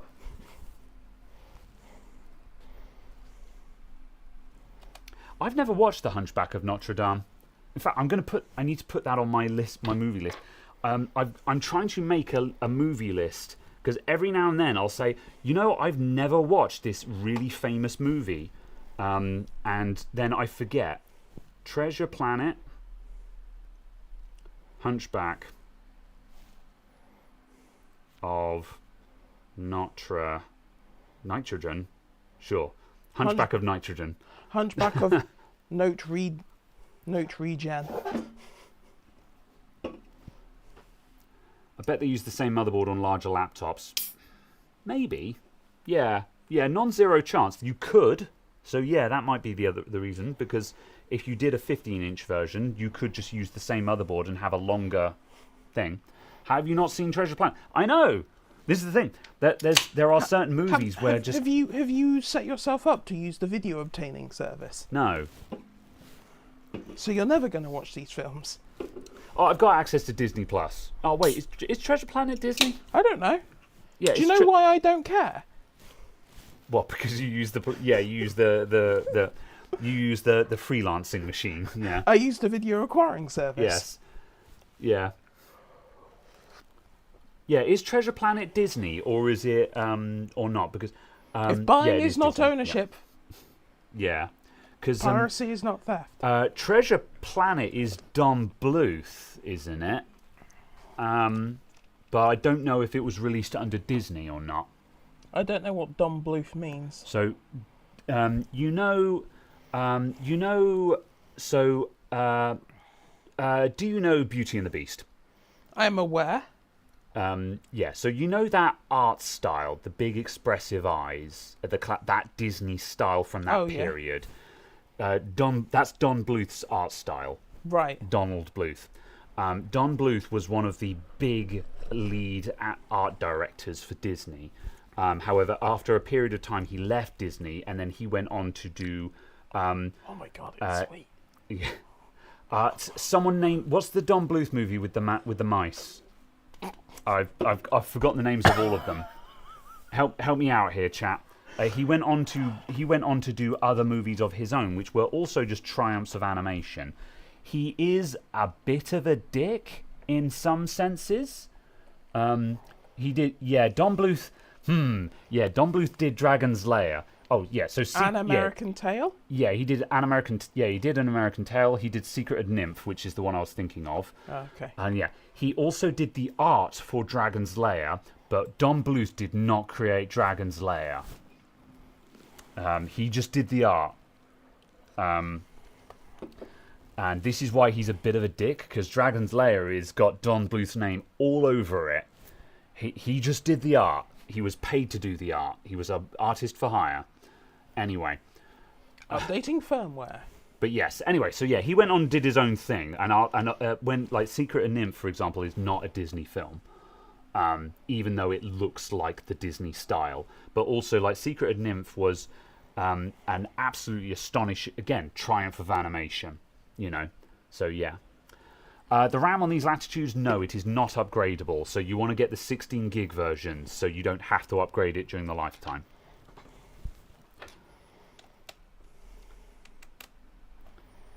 Man, I hope people are interested in discussions of animated films because we're talking a lot about that. Because I'm interested. It's fine. If they're not interested, they can leave. Yeah, all right. That's how video works. I'm always worried about, you know... You haven't locked them in the room, bound and gagged them. This is supposed to be a tech show, you know.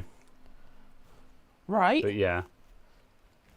Don Bluth has an art style of its own. Yeah, I guess. Yeah. But also, like, his fingerprint was part of the Disney style for a period, you know. Is there a 32 gig version? Maybe. Sai says yes. Yeah. You'll struggle to find them, though, I would imagine, because in order to find one, you need to find someone who spec'd up a 32 gig version when they bought it, and I don't know why you would do that when buying a laptop of this class. There's probably a couple of people out there where someone wanted a decked out one, and it's got an i7 and 32 gigs, though.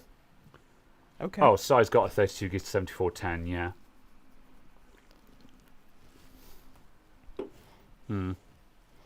Animation requires tech, therefore it's on topic. Yeah. And of course, there's the conversation to be had that CGI is not anti-animation. It is an augmentation of it. Classic example is when Mad Max Fury Road came out, and everyone was lauding the amount of practical effects in it and how nothing was CGI, it was all practical effects. There's CGI in every frame of that movie. But the trick is it's in the background and you don't see it. That's how it should be. Is it supposed to be that hot?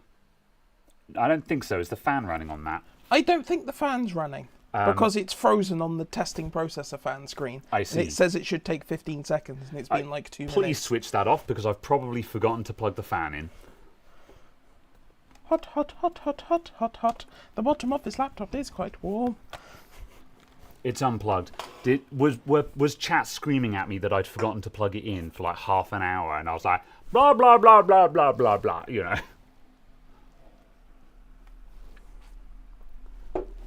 All hail Gennady Tartakovsky and Samurai Jack.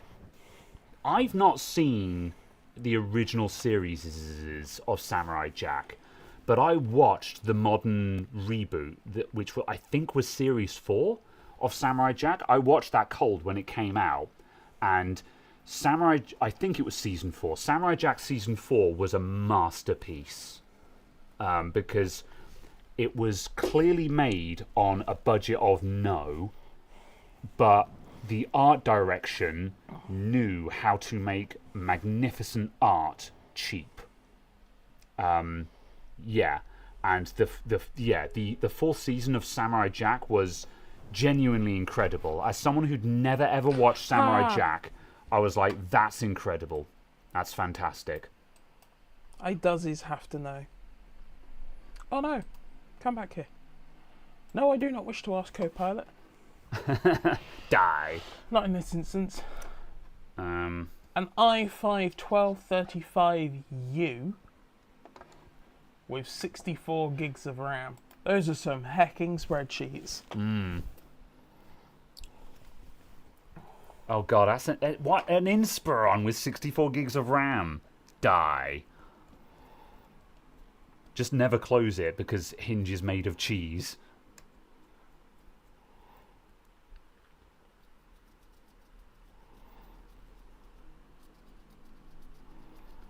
Ba, ba, ba, ba, ba. Why would it default to 150% scaling? That's so much better. Yeah. Stefan said, enjoyed watching DOS Dude upgrading RAM in Macs as well as the Steam Deck and ROG Ally. Yeah, interesting stuff there. Interesting stuff. I'm glad that there's a conversation of that being possible building. What are you checking? Are you just checking my work I'm or something? checking if you've plugged the fan in. Understandable. Have a nice day. Can you plug the fan in, please? I'm going to finish this one. America. Well, work faster, damn it. What do you think I pay you for, boy? Yeah, I need Muerto to come up here and teach me to be a bit less afraid of BGA so I can replace the NAND chips on my MacBook Air. Well, so is it really supposed to bend that much? Because that was horrifying. What, that?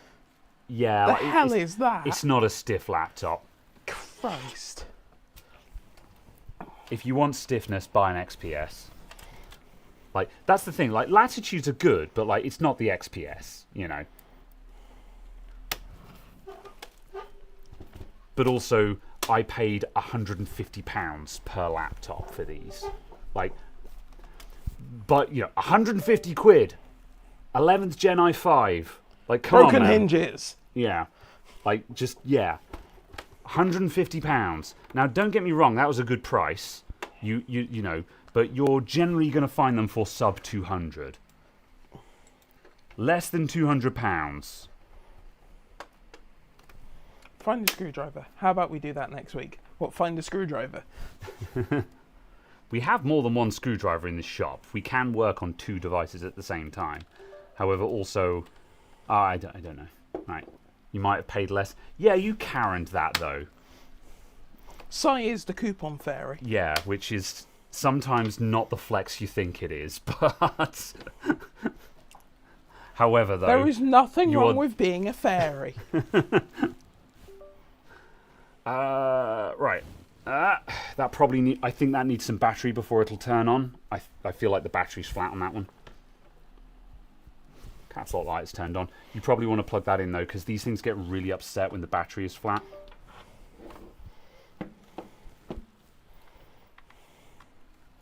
The fans on these are not quiet. Yeah, they ramp up a lot. This is why, you know, Sarah's just like, oh, the cooling's way better. And it's like, is it though? I don't know. I didn't notice the difference. It seems to be less at 100%, you know, of TJ Maxx. Yeah.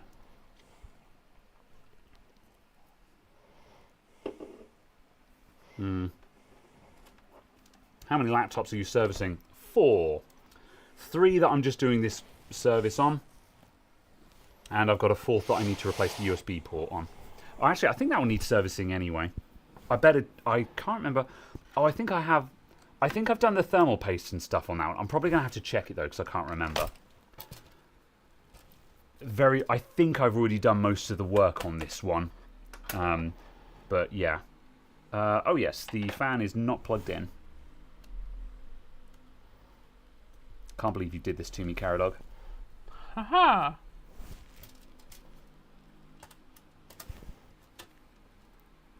Oops. Are these touchscreen versions? I don't know. Do you want to poke them? No, apparently not. No. Well, some of them are in-cell touch, so some of them have the matte-looking screen that is actually a touchscreen. So, yeah. It's kind of luck of the draw when you're buying these. They just come with random specs. Or, random optional extras.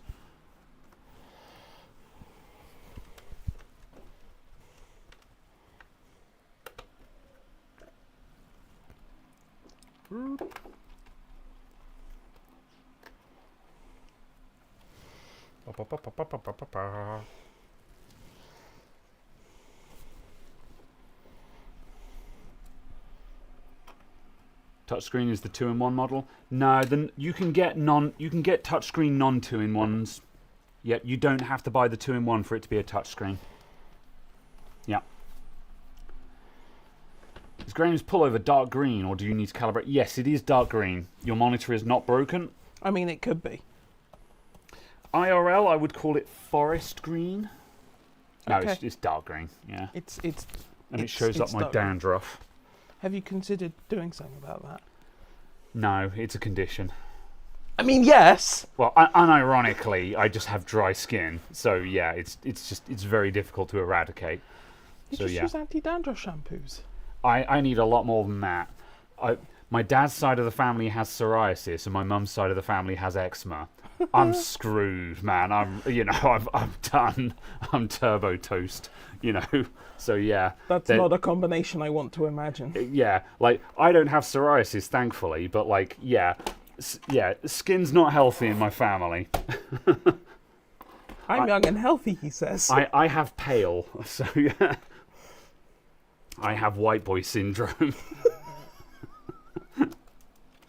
All right, let's take out the USB port. Oh yeah, this one's got this annoying. The back panel on this has got this annoying black there, and I'm trying to decide what to do about that. Yeah. I suppose I could check on eBay to see if I can just buy a bottom panel that's in better condition, because that's really tatty. Yeah. Actually, could you switch to bench cam a sec? Si, what are your thoughts on this? What are your thoughts on this? What would you do about this? Oh, the bottoms are like £11 on AliExpress. Oh, okay, yeah. I'll get another one on AliExpress then. Yeah, cool. I'll just replace it in that case. All right. Oh, legitimately. T-gel shampoo. Oh, what for anti-dandruff stuff? Yes. Yeah. Or it's not that clinical strength Head and Shoulders. Yeah. It's not super bad. It's just there's always a little bit.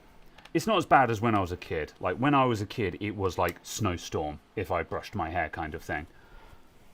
Yeah. When I was a kid, I was diagnosed with a condition called dermatitis. Yes. And so yeah, like I don't think I have that anymore per se, but like I've had dermatitis, so that gives you an idea of where I'm coming from, So yeah, T-gel smells like coal tar soap. Oh god, I remember coal tar.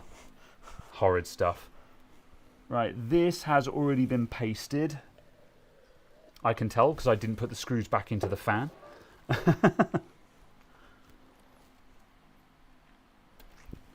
need to take the motherboard out from this one. Dr. Galvani says, I had dermatitis when I was a teen. Yeah, you know my pain. Having that in school, not a fun time.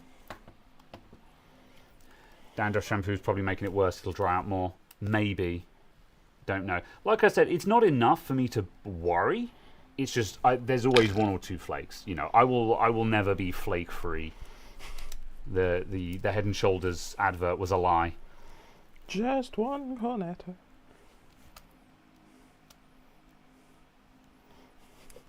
I went on to 99s. And then sidestepped to converters. All right. Yeah, I was like, I'm not opposed to the reference, I just don't understand how you got there. So yeah. Oh, this one's touchscreen. Because it's got the cable for it.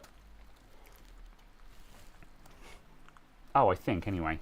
That's labelled IR, so that might be the hello camera. Right, cables are all out. Fans coming out with the cooler. Give it a polish with 1000 grit sandpaper and spray paint it with some nice textured black spray paint. Oh, you mean the bottom of the laptop?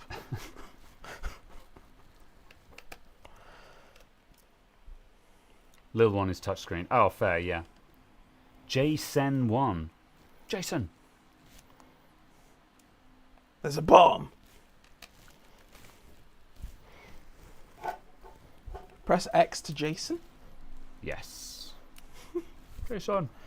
Oh, I'm going to have to take the cooler off because there's screws under. Unless I can. No, because I have to take off that screw. Yeah, the cooler has to come off. This is unavoidable. Please update your firmware whilst on battery power. Concern.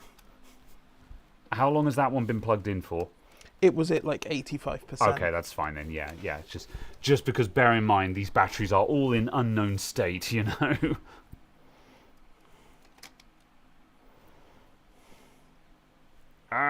The fan is plugged in. Is your refrigerator running?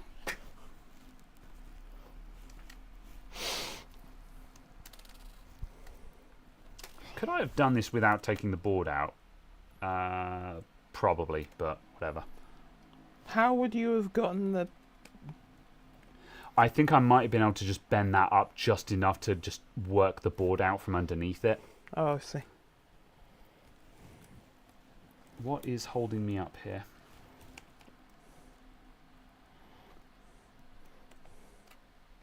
Does that need to come out first? I don't think so. Oh, is it you? Is it the SIM tray? Yeah.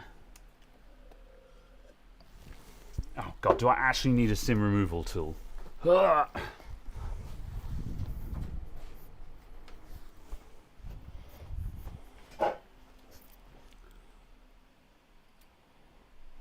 Oh, it doesn't have a SIM removal tool thing. Why? Oh. Okay.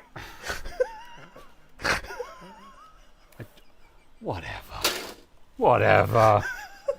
Why can't I get this? Oh. It do be that way sometimes.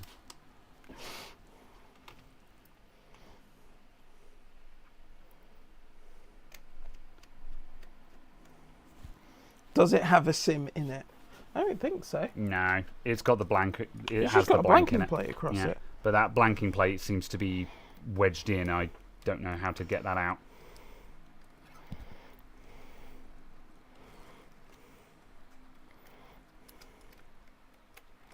There you go. Yeah, these little metal reinforcements seem to bind up if you try and tilt the the board. That's why it was fighting me. Right. Yeah, this port is stone dead. Part of me wants to know what's wrong with it, but the other part of me doesn't care because I've just bought a replacement board. It's got a Thunderbolt chip on it and a firmware chip. It's extremely extra. Right, what do I have in my spare? My spare, I've got screws and the little metal bit. Cool. Need a kniff.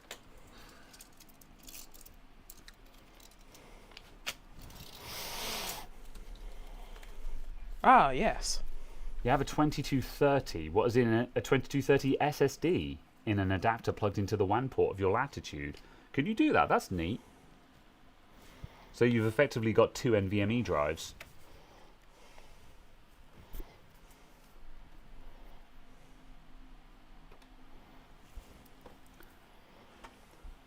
I feel like you could just put a bigger NVMe drive in the laptop, but like just conceptually, that's neat.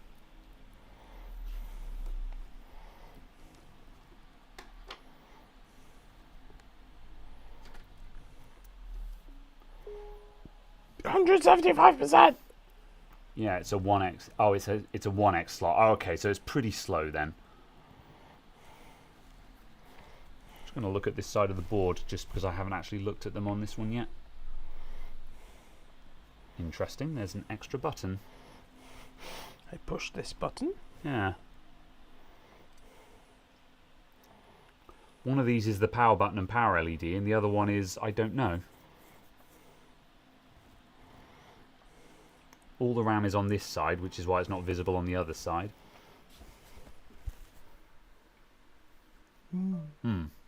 Very well.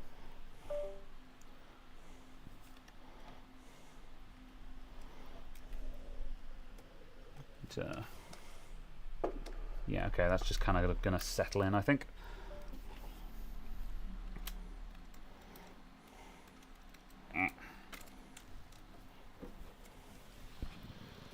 There's now fan noise. Huzzah! You did it. You plugged it in.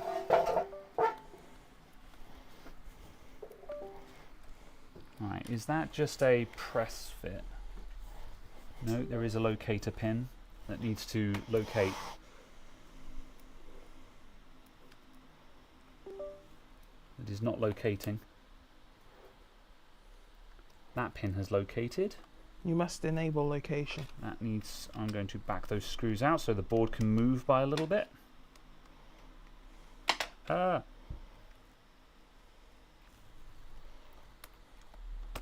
we go. Those ones. What's the non-stop USB detection sound? Where these are running Windows updates, they're installing drivers, so bits of hardware are being disconnected and reconnecting.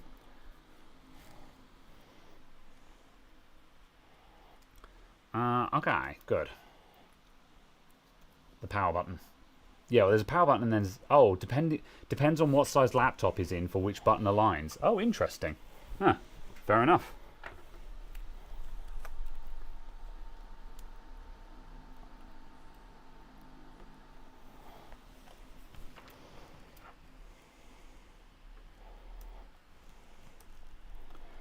Plug all of this in. Same board for the 13, 14 and 15. Very well. I mean, that's good. That means that parts are common and boards will be common because there's loads of boards because they were used for lots of similar models. Oh, I just put my finger in the thermal paste. My life is ruined. What? Glancing blow, glancing blow.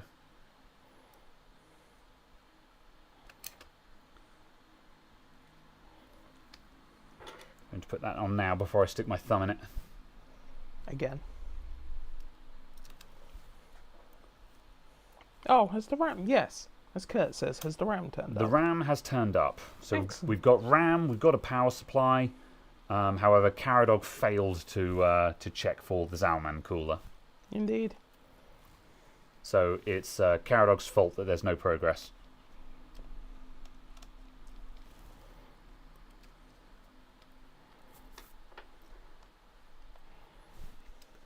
But yes, for those of you who don't hang out in the Discord or anything, though, Shame on you. After we finished last week, I gave the whole chassis a wipe down and everything, and it came up really nicely. I'm actually quite excited. I think it's going to look really nice.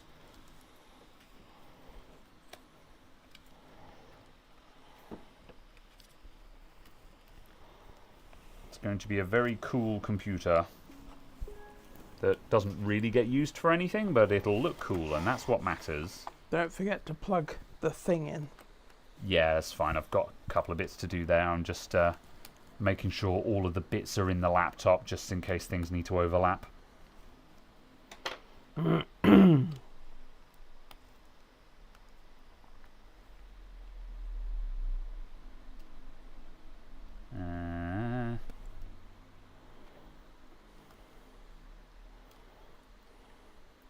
on. Whoop. Going for XP? Yes, I want to put XP on it.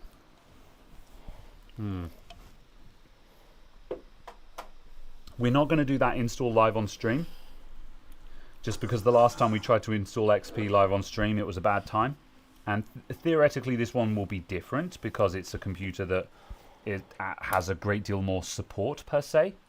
Yeah, even still, just installing XP is not a fun experience. And is probably not particularly interesting to watch. Or rather, I tell you what, also though, it's just one of those things where it's not fun streaming something when you've no idea what you're doing, because you just feel like an idiot, and you're kind of just at the mercy of someone in chat being able to help you. So I don't mind streaming when I'm learning something, if I have an idea of what I'm doing, like. Because then you're practicing, or like you have some idea of what's going on, you know. But yeah, there we go. That goes like that. Yeah, and that's not to say that I've never installed Windows XP before. However, it's just like it was a long time ago. I'm extremely out of practice, and installing Windows XP in 2025 is not the same as installing Windows XP in 2006. You know.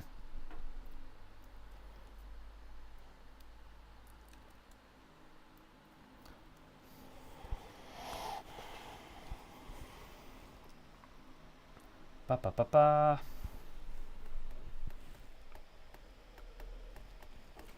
Right. Trying to remember which holes need screws in. Probably that one. That one. And that one.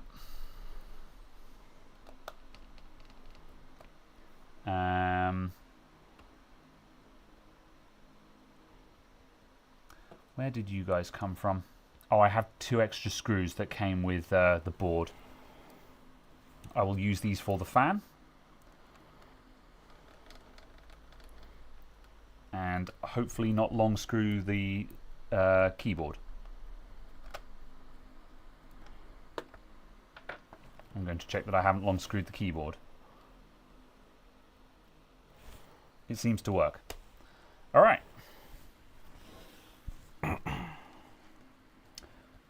Good. I think that's fine. Right. I'm going to plug in the battery. I'm going to put the back panel on. Ugh. Going to put the back panel on, and then I need to see if it charges. If it charges from that port. Previously, it was that port was just dead. The other ports worked just fine. It was just that port. So now I've replaced that port. It should be fine.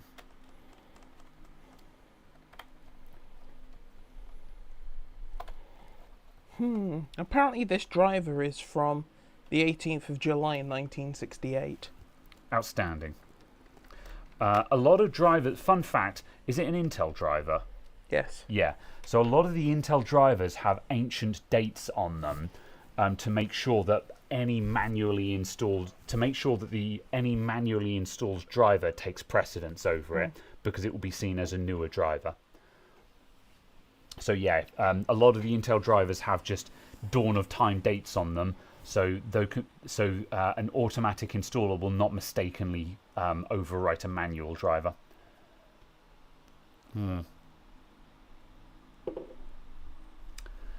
Is the mini grill on the back an exhaust or intake? It's a fake. I don't know why it's there, because the fan intakes here and blows out the side, so I'm not sure what this guy's for. Kurt Dorr says, can we convince you to reconsider? I mean, maybe, if we're prepared. Sure, I'll be busy that week. Yeah, Caradog aggressively doesn't want to do it, so yeah. So that's probably a no. And also, like, yeah, I kind of concur, because I remember the last time we did it and just the kinds of issues and just like, no. Right, what are you? You're full, I'm stealing you. Right, our survey says... do these have a charge indicator light on them? Ah, there, maybe. This should have some battery power in it. Ugh, this one's horrid. It needs a proper wipe. Oh, this one's an i7. Cool. Are you going to work? But it doesn't have a fingerprint reader. Huh? It does not have a fingerprint reader. So what? This one does. That one does. That one does. Oh, Statement. right. Oh, okay. Yes. Yeah. Well, yeah, I can take or leave the fingerprint reader, but I would like... the i7 means it's cool, you know. All right, we have a caps lock light.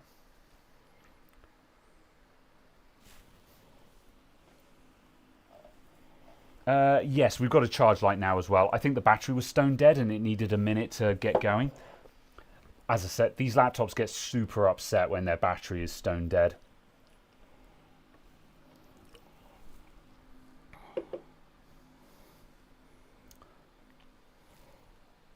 What about the JTPM flash experiment? Oh yeah, I need to make moves on that. I wonder if it's worth messing around with that on stream to for the sake of discovery, so then I can make a coherent video after doing discovery on stream. Yeah. Yeah. Power button above backspace. The power button is a tactile button, not a rubber dome, so it's I'd say it's pretty hard to hit it accidentally. How about moves on the JLC? That's still stalled. I'm buying my third programmer. However, also I'm coming up with ideas for additional projects to get moving on. I'm very unhappy about the entire situation there, but I'm starting to form backup plans for that.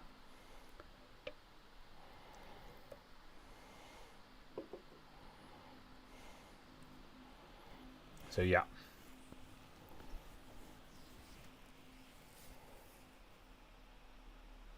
Ascend to Sorin. That's crazy. Why is Sorin an expert on flashing Atmel chips? So yeah, that doesn't help.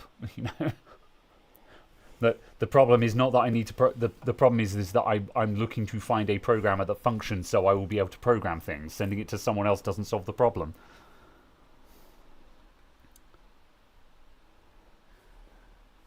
Oh my god, is this thing going to turn on? Power button.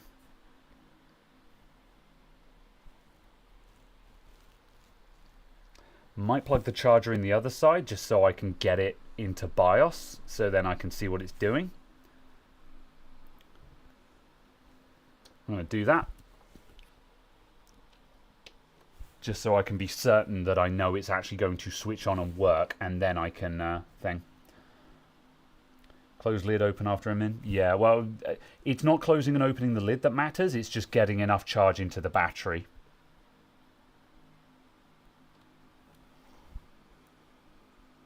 Right, it's trying to turn on. Has there been any info from the Mad Irishman? No, not really. The person seems to exist in a state of perpetually creeping his scope. I see. This case needs... I greatly desire to clean this one, but I just want to get it going so I can be like, right, we're finished. Now I will wipe it down and clean it and all the rest of it.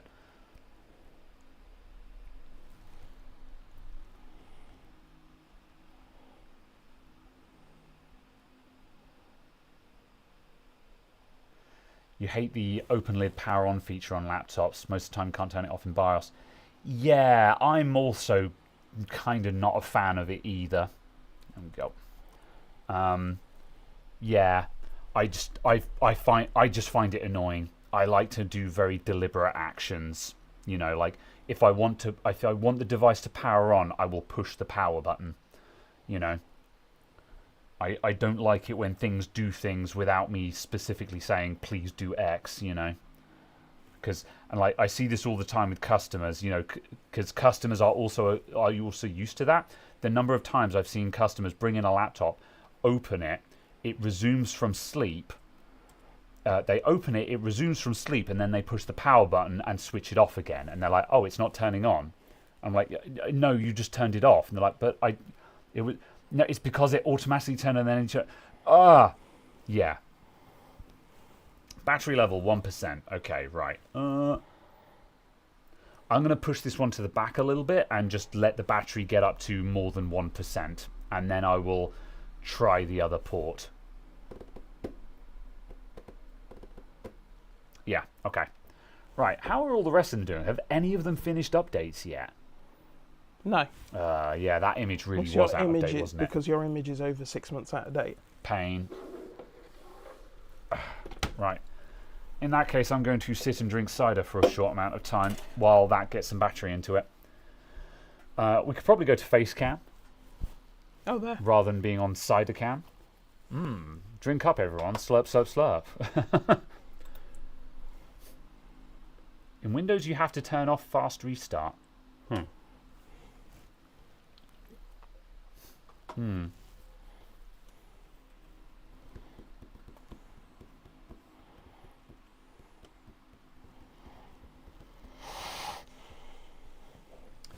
Things like that are so annoying. Couldn't start my car today because I got signed out from the phone app. Really? Elaborate. Is that like, do you have to be signed into an app for yours? Because you drive a spaceship. Yeah. You've just got to have the key, the fob. That's the word I'm looking for. Yeah, you've just got to have the fob nearby, right? Yes. Yeah. I can see how that would be a thing on a Tesla where you were where you had unlocks for car and were using the phone as the key. Because obviously, if you're not signed into the app, there is no key in the car. Yeah. So it's not going to start. Yeah. Okay. Because there's no key. Yeah. So the actual problem was. Do you get a fob with the Tesla as well? Yeah. But you can. Yeah. Okay. So you can set your phone up, or. Yeah. Set car is rings. locked even with the fob. Even with these rings. Oh, that's cool. Yeah. How does that work? Is it NFC based It's or just what? an NFC. Because this is just NFC. Yeah. That's neat. And that's what the credit cards are. Yeah. The Tesla credit cards. Yeah. Although I don't know if I'd become. See, I was about to say the ring seems too easy to steal or lose, but then you could say the same thing about a fob or even a phone. So yeah. How many times have you lost your keys? I'm pretty paranoid about my keys, but I get, yeah, but that's what I mean is like, I guess it's no worse than anything else, is it? Yeah. So yeah. Imagine you go back and you break your phone. Yeah, I don't think I would like having my phone as the key for that reason. I think I'd want something that is What happens if you break your fob for your car? Yeah, but like the fob is like, well, I've gone into the sea with a fob on my car. Right, but you break the fob for your car. You can't unlock your car. You break your phone, you now use the fob instead of your phone. Oh yeah, no, but the implication here is that you don't have a fob. Like if the phone is your only access to the car. Then what did you do with the fobs that came with the car? Well, you left them at home because you're using your phone as your unlock instead. That's the implication here. The phone should not be your only access to the car. And I don't know. In the same way, then, do you always carry two car keys? No, but the point is that the fob is extremely harder to break than a phone is. Okay. Yeah. How many times have you broken your phone whilst you've been out? I don't know. It seems like such a weird argument to make. I'm surprised. Really? Yeah, I don't think so. Because, like, now. What, are you smashing your phone up every day? No, but if I trip and fall and my phone goes onto a concrete and smashes, now that's not something that has happened to me, but that's something that could happen at any moment. Right. Whereas a fob, like, you could probably drive over a fob and it will still work. So even if you have a moment, the chances of actually killing the fob are really slim. Whereas the phone is far more delicate, so I feel like it's a much higher risk profile. I guess. Yeah. But also, like, really? I don't know. I mean, to a certain extent, I feel like the proof is in the pudding here, in that you don't use your phone for car access.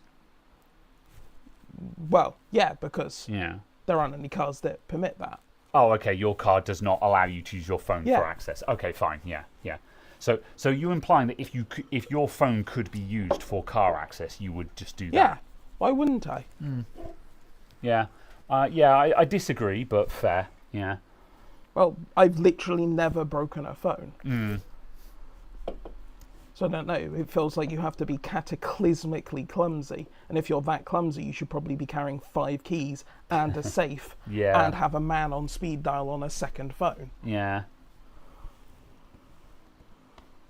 It's like I don't know.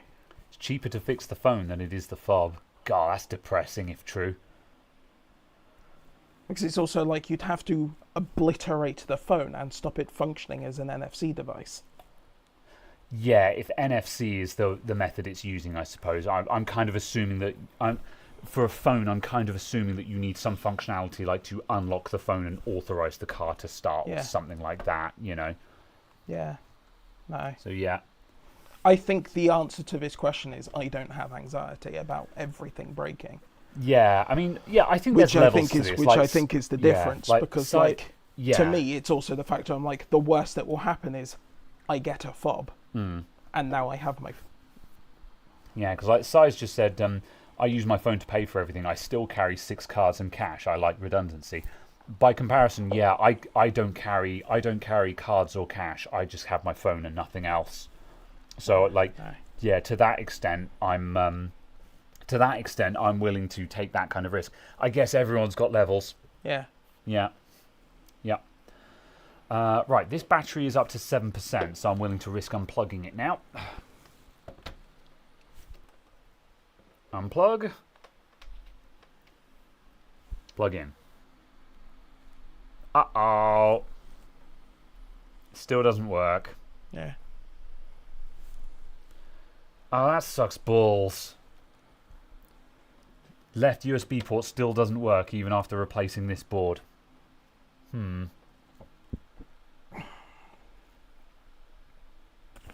Does it need programming or something?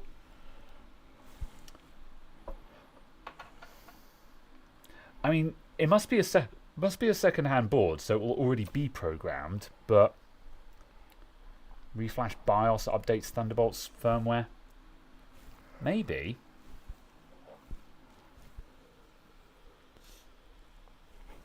That's yeah. Would you like a firmware update? Yeah, all 3 of the other ones are currently doing firmware updates. Yeah, yeah. I'll do a firmware update on it. So I'll get this thing to boot into Windows. I just also enjoy the fact that like this is the 2nd or 3rd firmware update they've all done. They do it sequentially. It's extremely annoying.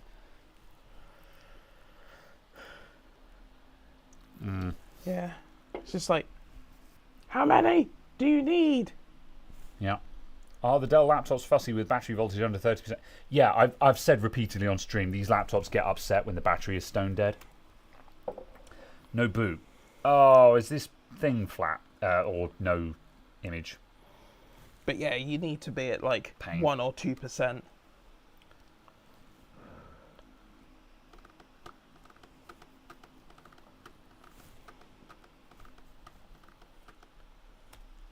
Yeah, okay. This doesn't have a yeah. The SSD is blank on this laptop. Yeah, I wouldn't bother imaging it. I'd wait for one of these to finish flashing. Yeah. Basically, because you'll want to update the image anyway. Yeah. Because of how far and behind it is. True. Yeah. Well, we'll see. I'll keep going and we'll see what happens.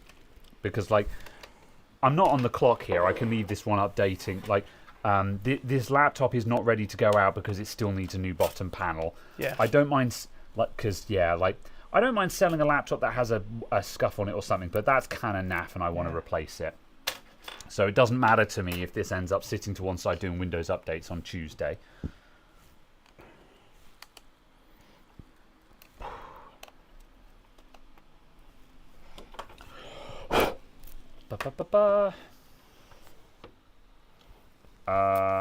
Thinking.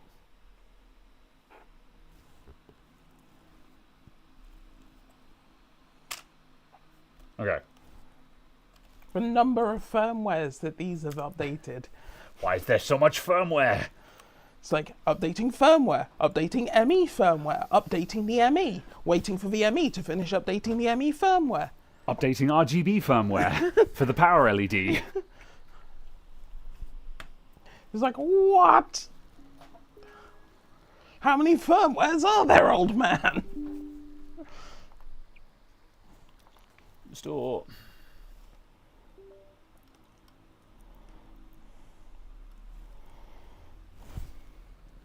Huh? Ah!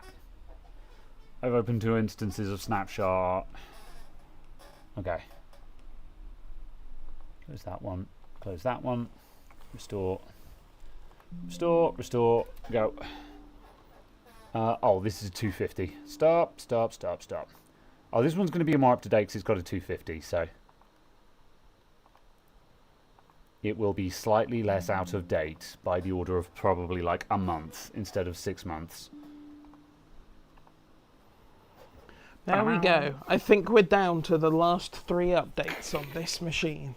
Is there another firmware update? Oh, no, yeah, I think we're done with firmware. Outstanding. This one is the most up-to-date one. Then this one, then that one. Fair. I'm going to wipe this laptop down while I wait for that image to go, because this laptop is in kind of gross condition. Doing firmware update, power cuts out. Yeah. Right, I'm just going to get a damp cloth. Mega pro tip that I got from Wild Floor Lamp the other week. Soft touch plastic like this, when it's gone like sticky, like that horrible rubbery feel, just a damp cloth. Literally, just a damp cloth, give it a proper wipe down, and you can just wipe all of the stickiness off of it. Like, don't use glass cleaner, don't use any kind of cleaning fluids, just damp, just water.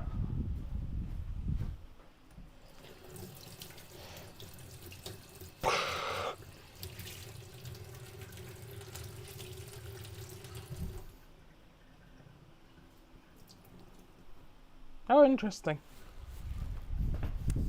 Sai says deionized atta is better. Deionized water. I mean, deionized water is just water, but slightly cleaner. Yeah. So yeah, like, okay, you can use deionized water if you want, but tap water also works just fine. Yeah, I mean, I've been using tap water and that works just fine. The point is that it doesn't have any cleaning fluids in it. Just what's left over in the cloth. 16 months of dirt and grime. I'm going to put the bottom cover on this just because. Excellent. It's confirmed. Huh? I am. I see. Is your sleep schedule muckfect? No. I mean, maybe.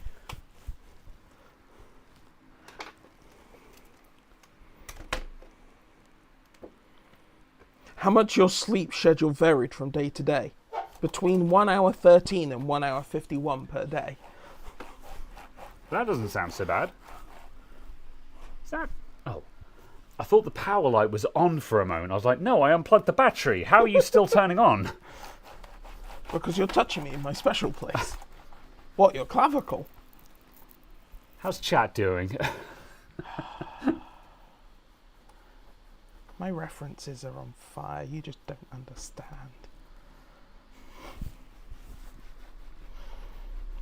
Firmware update by Windows Update is gambling? Nah, not really. The only time that it's... The reason why it's kind of a bit sketch is... the reason why it's a little bit sketchy is because with Windows Update, it can potentially happen at an inappropriate time.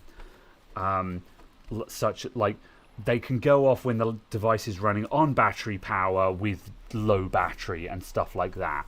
And like they're not supposed to, but I've seen it happen. However, like that much being said though, the number of devices I've seen where confirmed Windows firmware update bricked the device, I can count on one hand. So like it's not a widespread problem. It really isn't a widespread problem. I fully understand the concern because when this first started coming along, I was like, oh, that's a terrible idea. But I have just not had a problem with it. It's just not been a real life issue. What are this? I do not know, for I am dark.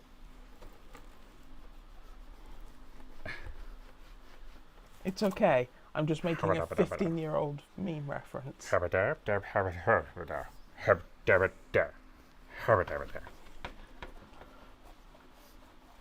Meow meow meow. Meow meow meow. Is Graham attempting to polish these people back into life? Firmware updates are in advance. No, they're just in Windows Update. No, a lot of them are under advanced and then optional updates. Oh. Well, these latitudes have done 3 series of firmware updates without any advanced updating. Yeah, I think it depends on the update. Some of them are marked as routine, and some of them are marked as. I think it depends on the definition of the update. If it's got like security updates in it, I think they come in through the regular means because they're considered critical updates. Whereas if it's not, I think if it's not a security update and it's just like, if it's just, routine stuff and is not considered a security threat, I think at that point they appear as an optional one. That's my theory based on observations. Wonderful AliExpress items. Go. I see. That's terrible, man. It's actually becoming dangerous to open AliExpress on stream. And it's like, I'm not even clicking on these things, but they appear.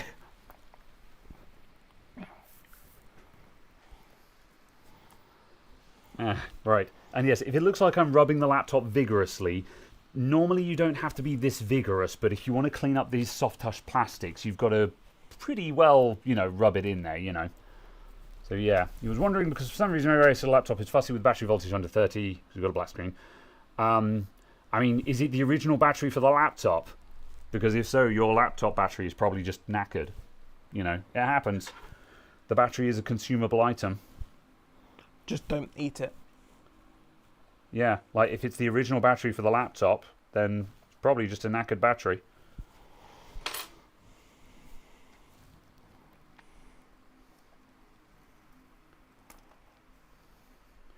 Maybe has a bad cell. Yeah, which is a knackered battery, Like, the reason for the battery being knackered doesn't matter, because it's still knackered. I find the best way to clean an old laptop is a wire brush and Dettol. I'm not sure if you're joking or not, Dave. If battery health is below 80%, replace it. Yeah, I'd agree with that. Especially when it's connected to an electric drill. Days. Phew. Yeah. See, JD's on board. Wire wheel. You can even put one in your Dremel. 18,000 RPM of cleaning prowess. A nod to Billy Connolly. Okay, fair enough. I did not understand that reference. Have you checked these Dells yet? These are indeed Dells.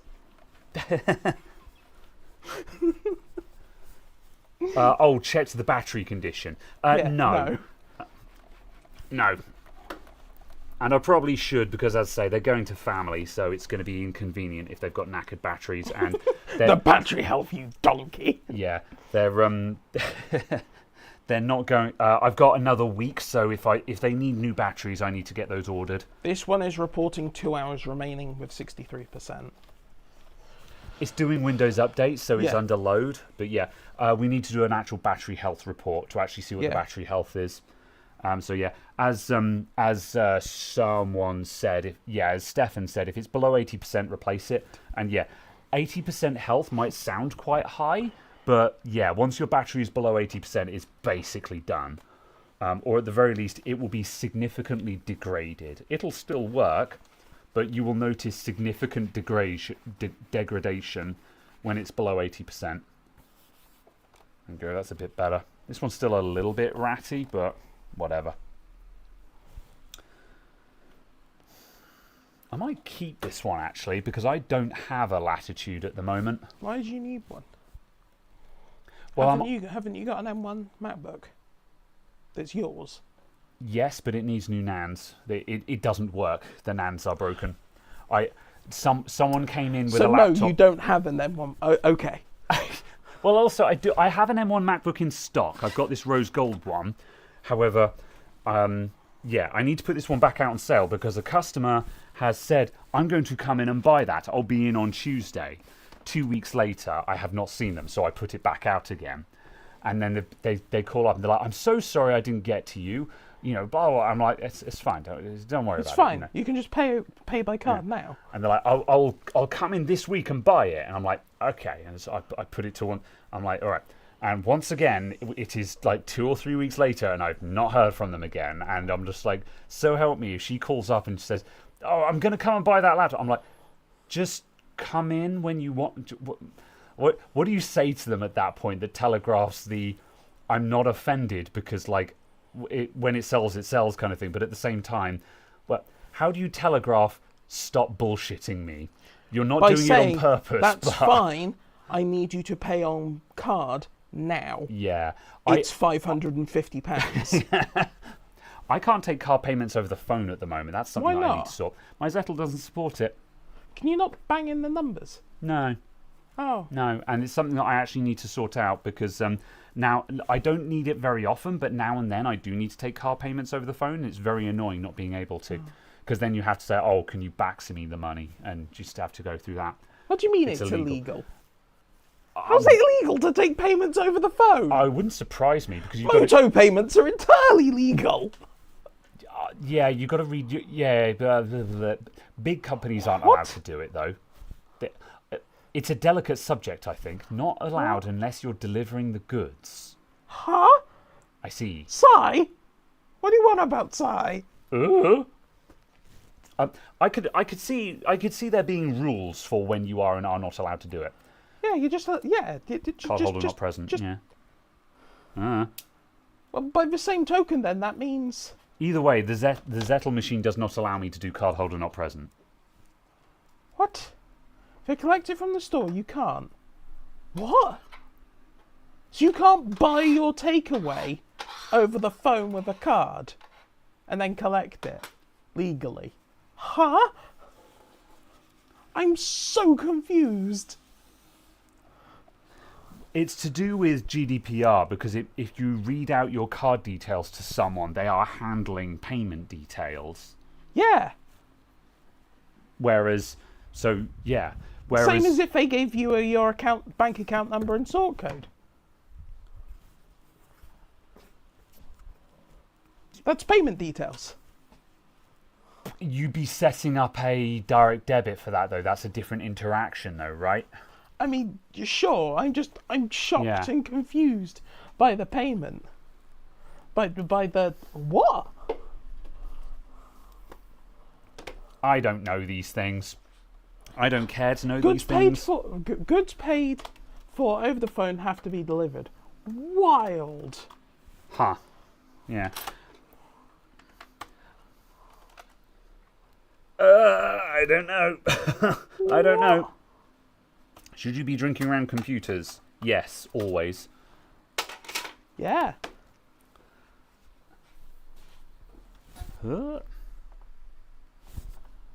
I mean, if it's done it since brand new, it's broken. Is my answer, Turnip Gaming. Done since brand new, yeah. It's broken. Yeah. Yeah, that doesn't sound very healthy to me. If it doesn't work below 30%. But yes, thank you for the super chats, by the way. You don't have to super chat to ask a question, but I appreciate it, I guess. So yeah, but like, you know, don't spend too much money just to ask questions because, you know, we're here. But thank you very much for the super chats.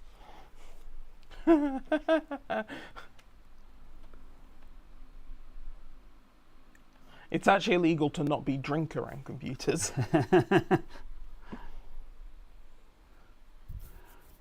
I'm not as think as you drunk I am. But the drunker I stand here, the longer I get.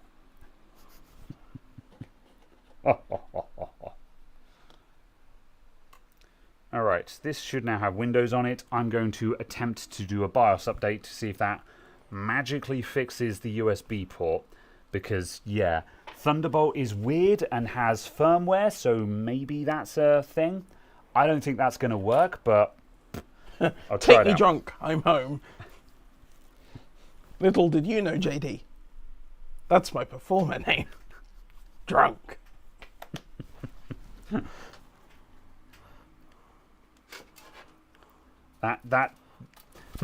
We've now got yes. That's now working on multiple levels. You're welcome. Take me, comma, drunk, comma, I'm home. You know? Yes.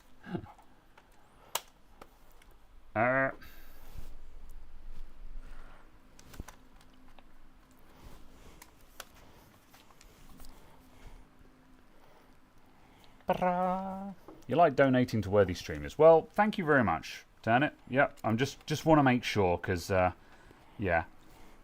Because do my appreciate PayPal it, is though. this way. Just replace the battery on your XPS. Old one was down to 54% health. Wow. It would randomly shut down. Yeah. What's your most painful experience with a customer over computer-related issues? Oh, I can't remember any specific interactions. Yeah, and also, like, some of the most painful stuff is... Some of the stuff that's most painful is stuff that I wouldn't want to give an example of because it would be mean. Because, you know, like, a recent example of this would have been an old lady who was struggling to send email attachments, and she came in like 3 or 4 times saying I'm still having trouble, and I showed her 3 or 4 times. We went over how to click on the attach file, browse, click on your file. Like, we did this several times, and she came back and go, there's still something wrong. I'm like, cool, don't worry, let's go over it again. So you click on there, and then you're going to browse, you're going to click attach file because you want to attach the file to the email, right? You following me? You know, we went over this several times, you know, and when she showed up again kind of thing, I'm just like, oh my God, what now? You know, but I don't want to be like, it's rude to you know, like, some people struggle to remember, some people struggle to learn, and they need that repetition before they're going to learn it. But also at the same time, I was just like, should we, like, you know, write this down maybe? So you've got a reference, you know. So, yeah.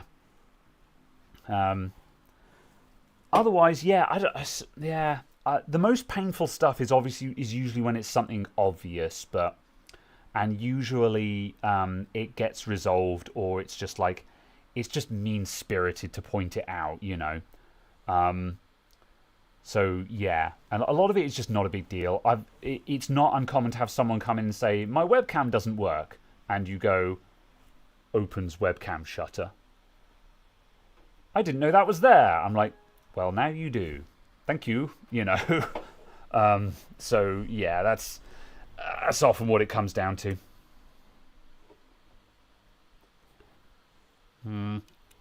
I still think my most painful one is something that comes up so often, is what I describe as the no paper in printer error.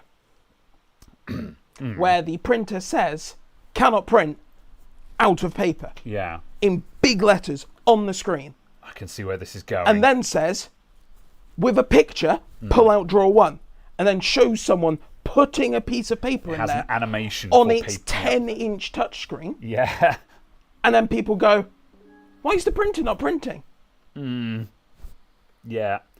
This is legitimately a big issue. And I'm like, I don't know how you teach someone when they are this unwilling to engage in the concept of reading words. Yeah, this is the big issue, is so many people, like, the number of customers, sticky keys, the number of customers who walk in and go, I'm a complete dinosaur with computers and stuff like that. And the problem is, and I really want to say to them, I'm like, please don't tell me that, because you're basically telegraphing to me that you don't know, you don't care, and you don't want to learn. And that immediately makes me not want to help you. So don't tell me that, because you are setting yourself up for failure.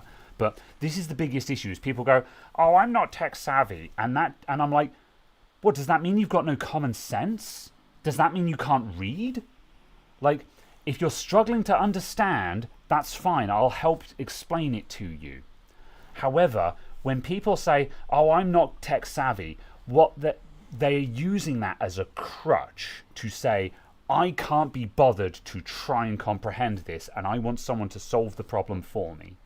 Now, if it's a car that needs parts fitting or whatever, I don't need to comprehend what's wrong with my car when I'm paying a mechanic to fix it properly. Doesn't matter to me. I'm going to pay the mechanic to do it. But the computer is something that you have to learn to interact with to a certain extent.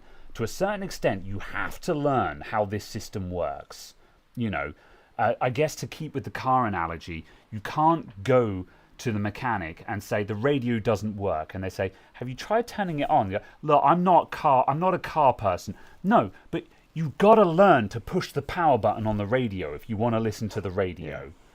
You can't just tell me you're not a car person when you haven't tried pushing the power button on the radio. You know, that's the biggest obstruction in this job. You know, if you want to speak the language, you have to learn it. Yeah, like Mike says, you've got to learn how to drive the car. You know, you can't just say, "Oh, I'm not a car person." If you want to drive, you've got to learn, you know. And that, I think, is the most, that's the biggest problem. And it's getting around that, because the thing is, you can't get angry with the customer. You can't beat the customer up, you know. So it's finding the words to try and... It's finding the words to get this through to the customer, that they have to get out of that mindset. That's the hardest part of this job, is getting the customer out of that mindset and making them understand that, you know, help me help you, you know. And when you bring me that crutch of I'm not tech savvy, you're switching me off. You're making me not want to help you, because if you can't be bothered, then why should I be bothered? Yeah. You know, and this happened, and like I will charge people idiot tax for this. I've had people who have shown such disregard for the computer and me trying to help them. Like, generally speaking, I don't charge diagnostics.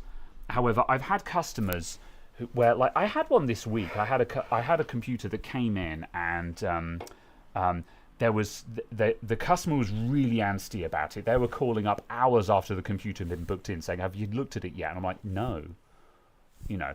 And they're like, "I really need it." And I'm like, "Okay, look, you know, in the nicest possible way, everyone says that to me. I look at them in the order they come in the shop. I get to it as quick as I can, though. I go as fast as I can. I'm trying to get to you, you know." And I say, however, based on the description of your fault, based on the issue you've got, I'll have a quick look at yours this afternoon, so we can just assess it and find out what we're up against, so we know whether you should, like, be buying a new computer or whether this is fixable. And so, you know, I get around to the computer, I have a look at it, and it has a screen fault and it needs a new screen. But if you plug in a HDMI cable, works on an external monitor. So I call them up and I'm just like, "Okay, look, it needs a new screen. We're going to need to order parts. Do you want to go ahead with this?" And they're like, and I say, you know, and I know this because it works on an external screen. They're like, "Oh, so it works on an external monitor?" I'm like, "Yes." And they go sort of, "So I could just use it on an external monitor?" I'm like, "You could if you wanted, but, you know, it's a laptop. That's kind of a ball ache, you know. So, you know, do you want me to fix it?" And they're like, "Well, you know, I don't know. Like, what do you think? You know?" And I'm like, "I don't know, man. If you want the screen to work, then you should pay me to replace the screen." And they're like, "Well, I could just use it on an external monitor." And I'm like, "Yes, you could." And they're like, "I don't, yeah. I mean, I really need this laptop." You know, and they say, "I'm not trying to mess you around." And I said to them, I said, "Yeah, I need you to make a decision, man. Do you want me to fix your laptop or not?" Yeah. And I said that to them because I'm just like, make a goddamn decision. Like, I've told you, your laptop needs a new screen. You can plug it into an external screen. Do you want me to replace the screen, or are you going to use it on an external monitor? And they're like, "Oh, okay, I'll use it on an external monitor." I'm like, "All right then. You can come and get your laptop." and they're like, oh, do I own? I'm like, yes, that'll be a diagnostic fee, and I charge them 20 quid and like I'd spent like 10 minutes on it just to get as far as plugging in an external screen and going, this needs a new screen. And normally in that situation, I would just not charge. I'd be like, don't worry about it, no fix, no fee. Yeah. But in that instance, I was just like, you're damn right I'm charging an idiot tax because, oh my God, please communicate with me, you know. Good grief.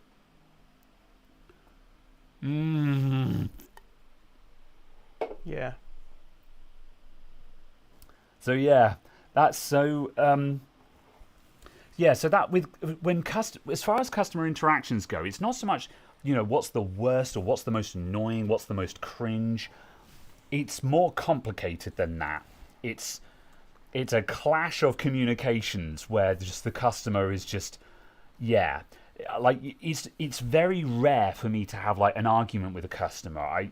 It's once a year where I'll actually have a blowout with a customer that ends in them being angry, or it's like once a year, once every 2 years, where there is a situation where you go, here is your laptop, sir, goodbye.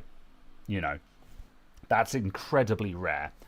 But the biggest issue is just customers that just completely fail to communicate in any kind of useful way, and sometimes that can be mind blowing. Like again, so many customers, they come in and you say, how can I help? And they say, I've got this laptop, and okay, right, let me tell you the story. And at this point, they start on this epic saga, and you're like, my guy, did your laptop turn on?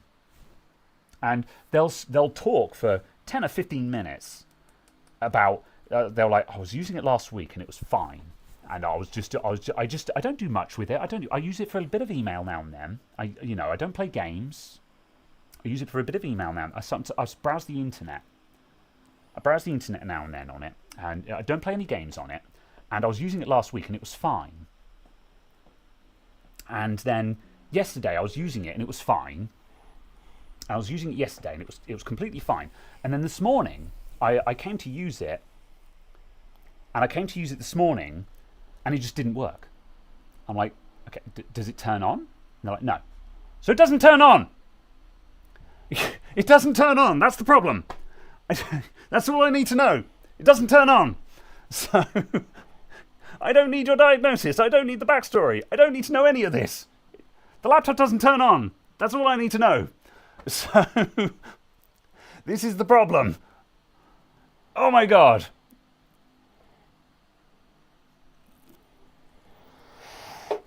Yeah. And it's like, it's also kind of the other side where you'll just ask very specific kind of yes-no questions. Yeah. And you'll just be like, give me a yes-no answer to this. And they drop into the story again. And you're just like, so, you know. Is there a picture on the screen? Me being me, I just go, cool, I don't care. I just flat tell people. I sometimes, when people drop into the story, I'll sometimes cut them off and be like, does it turn on? Is there a picture on the screen? I'll try and cut them off from that. Yeah. But sometimes they are locked in. As Reploid just said, pre-recorded story in their head, which they're trying to remember and recite. And sometimes they are locked into that and you cannot switch them off. But yeah. Hi, this doesn't turn on. Hands you a potato. You're like, of course not. This is a root vegetable. Yeah. But if they said it won't turn on, you would ask, has it ever worked? Honestly, probably not, because it doesn't matter to me. I don't care if it worked previously or not, because if it doesn't turn on and they want it to turn on, my objective is to try and make it turn on. I mean, I would. I guess, but... I would, because I'd say, did it ever work? Because if it never worked, I would say, cool, take it back under warranty then. Sure, but I guess, yeah. No, if that makes sense, because some people don't understand that concept. Yeah. Dave's Unbranded just said, what about the 3-page note attached to the device? Oh, I'm kind of rude about that. I'll look at the note and I'll be like, doesn't boot, I say out loud to the customer. Thank you, sir. and I hand it back to them. And I feel really mean when I do that, but also I feel like incredibly like, bitch, I'm not reading this, you know?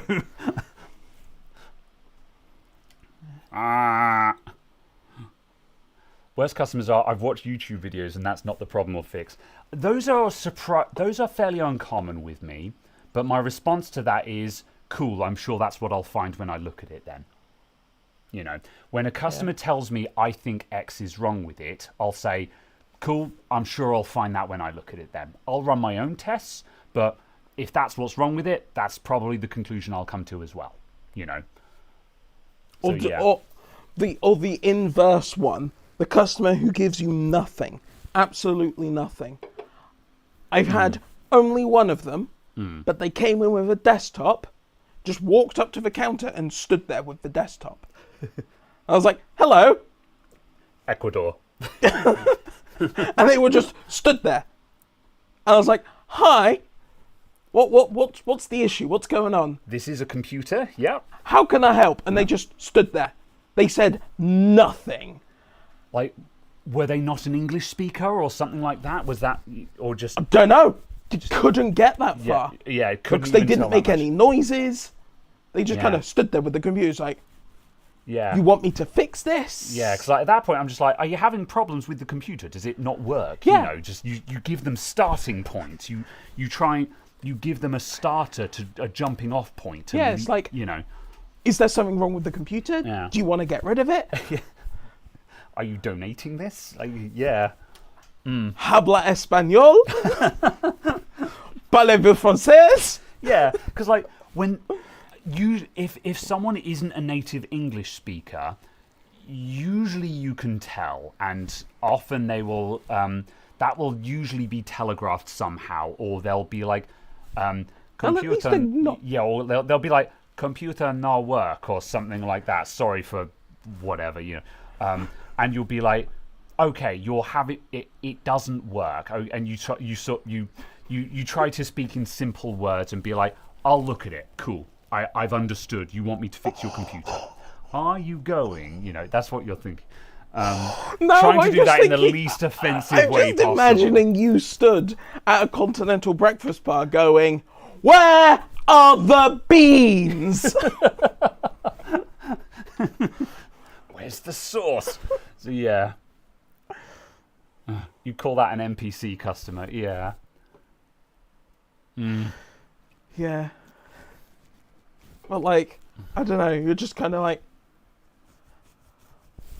yeah. at least acknowledge my existence. Yeah. You're not a native speaker, but somehow, man. Yeah, I mean, like, yeah, like we had this a lot with the Ukraine war. You know, I do get a not insignificant amount of displaced Ukrainians who come in and need help with their tech, and they don't speak English, and they've had to leave very suddenly in a very unprepared manner, and now need help with their computer when they don't speak English. And at that point, yeah, usually at the end of the day, though, you know, usually they've got enough to be like, you know, no power on or something like that, and it's enough to be like, okay, it doesn't power on, or you can like push the power button and you can see it's not posting, and be like, cool, I get it, you know, phone number, name, I'll call you, got it, you know. But yeah, that is surmountable. But I guess so. Yeah, like you can deal with language barriers, but when the person is non-communicative, yeah, that's another problem entirely. Yeah. Yeah, I can't remember how that ended up spinning out, but yeah, no, I just remember my interaction just being like, I don't know what I do here. None of my life training has trained me for a situation where a person has come into my place of work expecting me to do stuff, yeah, but then is not even acknowledge the fact that they're out of bed. Yeah, that one's ready to be imaged. Okay, yeah, I'll pop the drive out of this then and image it, and I'll wipe this down because that's got, again, just... yeah, do you want to give us bench cam a sec? Oh, okay, and now, yep. Yeah, so this is soft touch plastic, so it's got a nice feel to it, but you can see that shiny bit? It's just grippy. it's smudgy and it feels horrid under the. You can see me smearing on it there. That soft touch just ages like that. Anyone who's had a gaming mouse, you've probably got soft touch plastic on your gaming mouse, and that's how it ages. It's horrid. And yeah, just a damp cloth. Hang on a sec. I'll just quickly give this a. I'll just quickly attack this.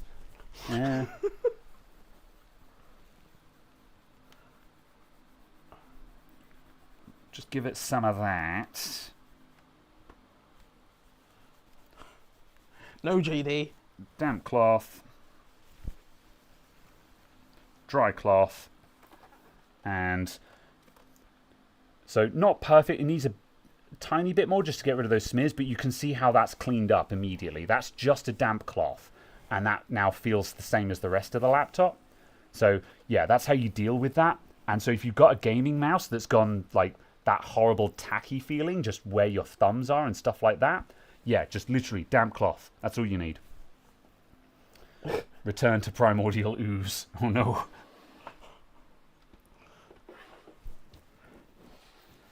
Can't do that. It's not a Tuesday. Tuesday, innit? My gaming group has this often. We're usually playing games on Tuesday nights at around about, 10:30, 11 o'clock or so, playing multiplayer games. We play a lot of Golf It. And on Tuesday evenings is when Steam does maintenance. So the Steam network goes down for a couple of minutes. And that will interrupt and mess up a lot of multiplayer games. And it happens, and every week it catches us by surprise until someone's just like, it's Tuesday, innit? And we're like, oh. And we all have a good laugh, and it's very funny to us. And everyone on the bus claps. Yes, and everyone on the bus claps.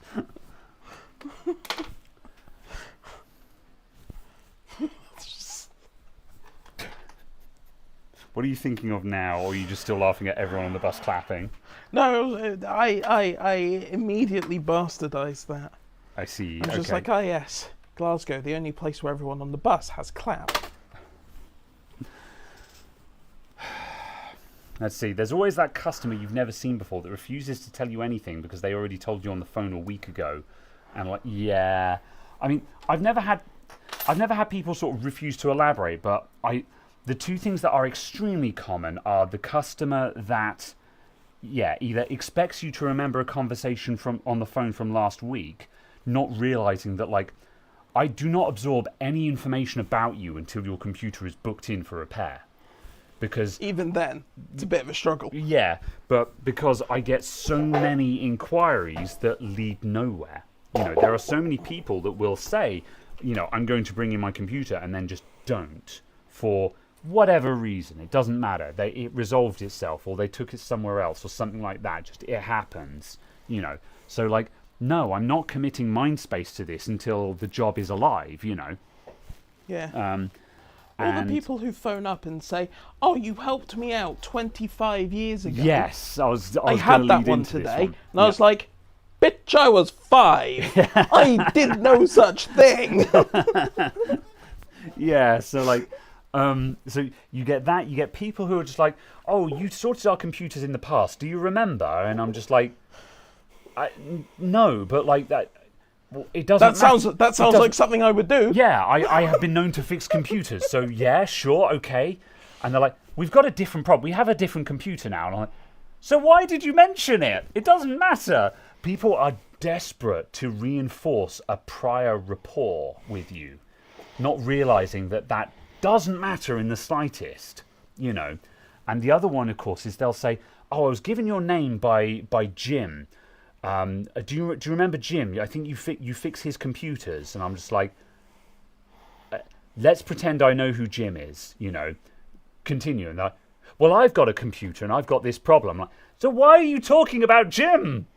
We don't need to. This doesn't matter. You don't get a discount because you know another customer that I have." And like, yeah, people are desperate to establish a prior rapport, feeling that will get them some other kind of different treatment. And I'm like, no. No, it won't. I'm rude to everyone. I'm pretty lax. However, Are you? I'm enjoying this venting. I can be prickly at times. Are those times between 10 and 6? 10 and 5. I finish at 5 these days.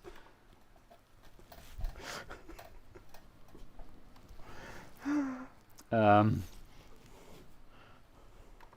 got slightly prickly with someone today.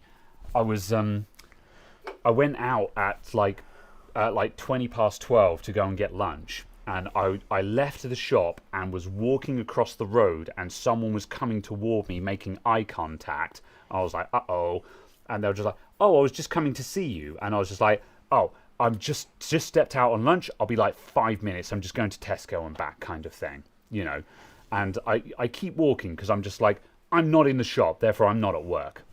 Like, you know, and people are just like, and some people have that air of, but I'm here now. Are you going to make me wait? And I'm like, yes, actually I am. Because the problem is if we walk back to the shop and I then serve you, during that period, someone else will show up.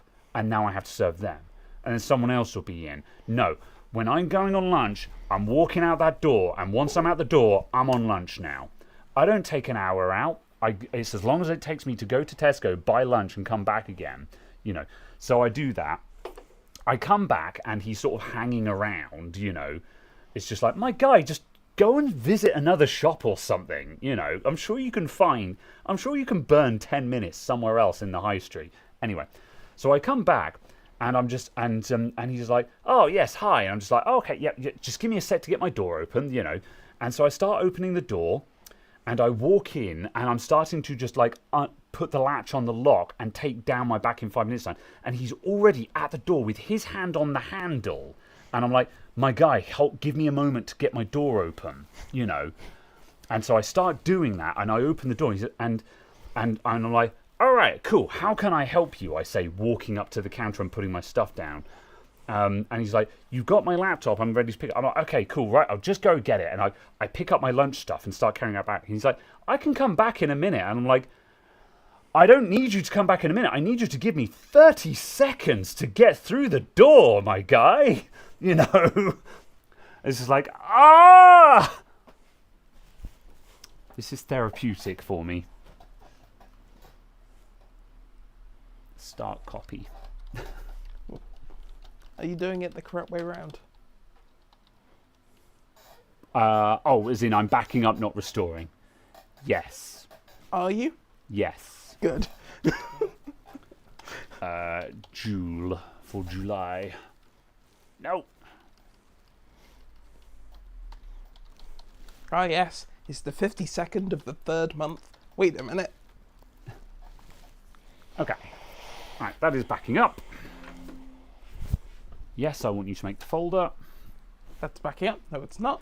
Fun fact, I specifically have a speaker bar at maximum volume on that computer just so I'll hear that ba-ding when it's popped up with the, do you want to make this folder?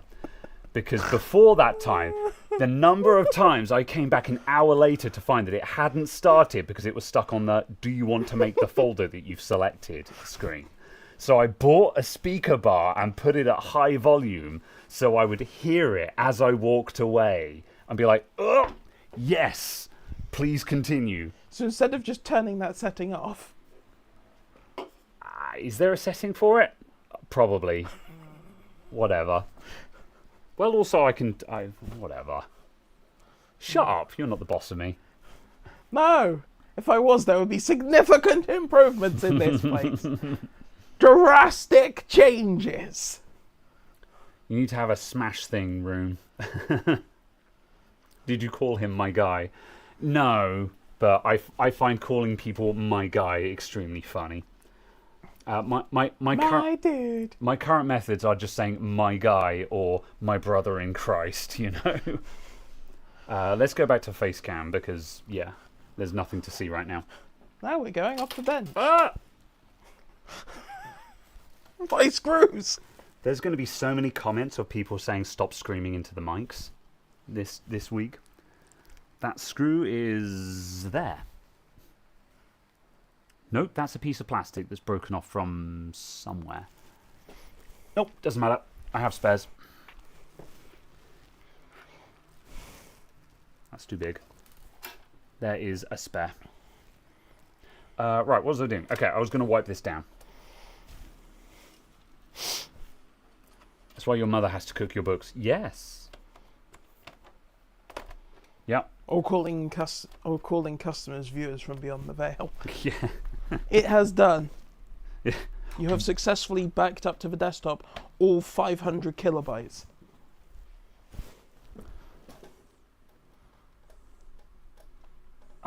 Yeah, apparently I didn't select all the... I'm sure I selected...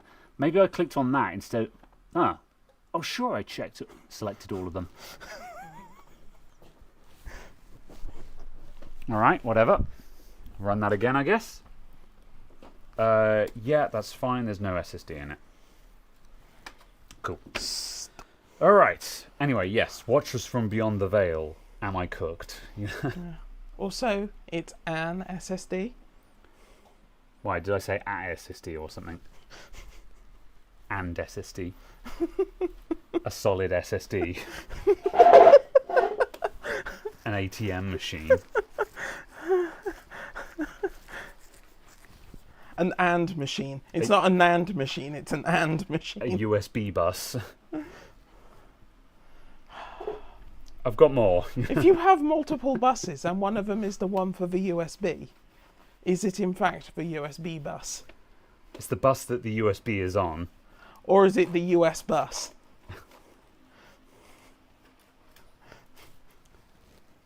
USPS service.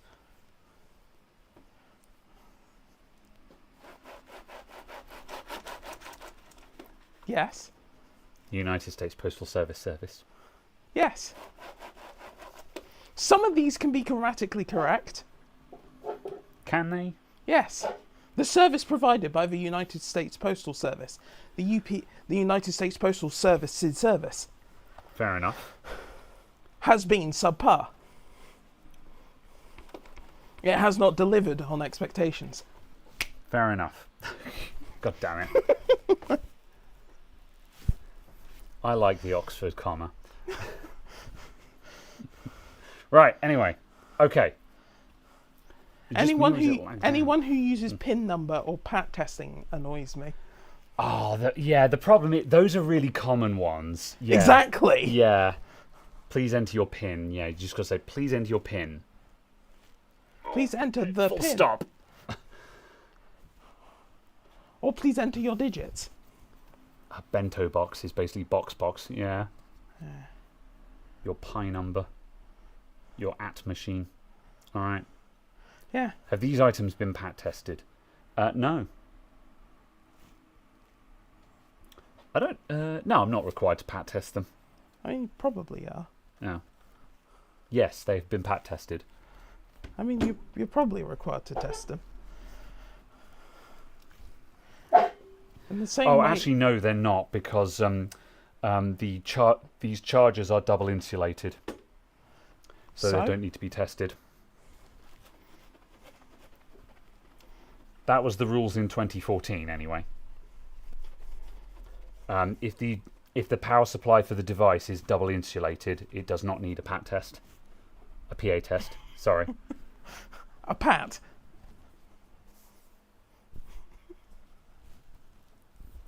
How old are you? I'm doing that just because I just immediately said PAT tested after this entire conversation. Congratulations, you have successfully backed up 500 kilobytes. Okay, that's because the last partition is that large. However, it definitely did it. We can check because, yeah, it's fine. There was only wow, that shrunk down to like 23 gigs. Huh.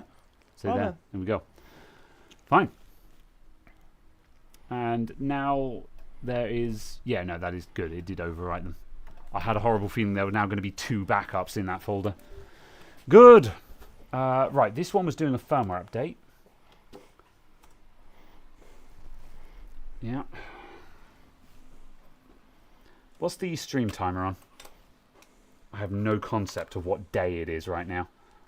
What do you think it's on? I think it's on 2.5 hours. It's on 3 hours and 4 minutes. Oh my days. Okay, yeah.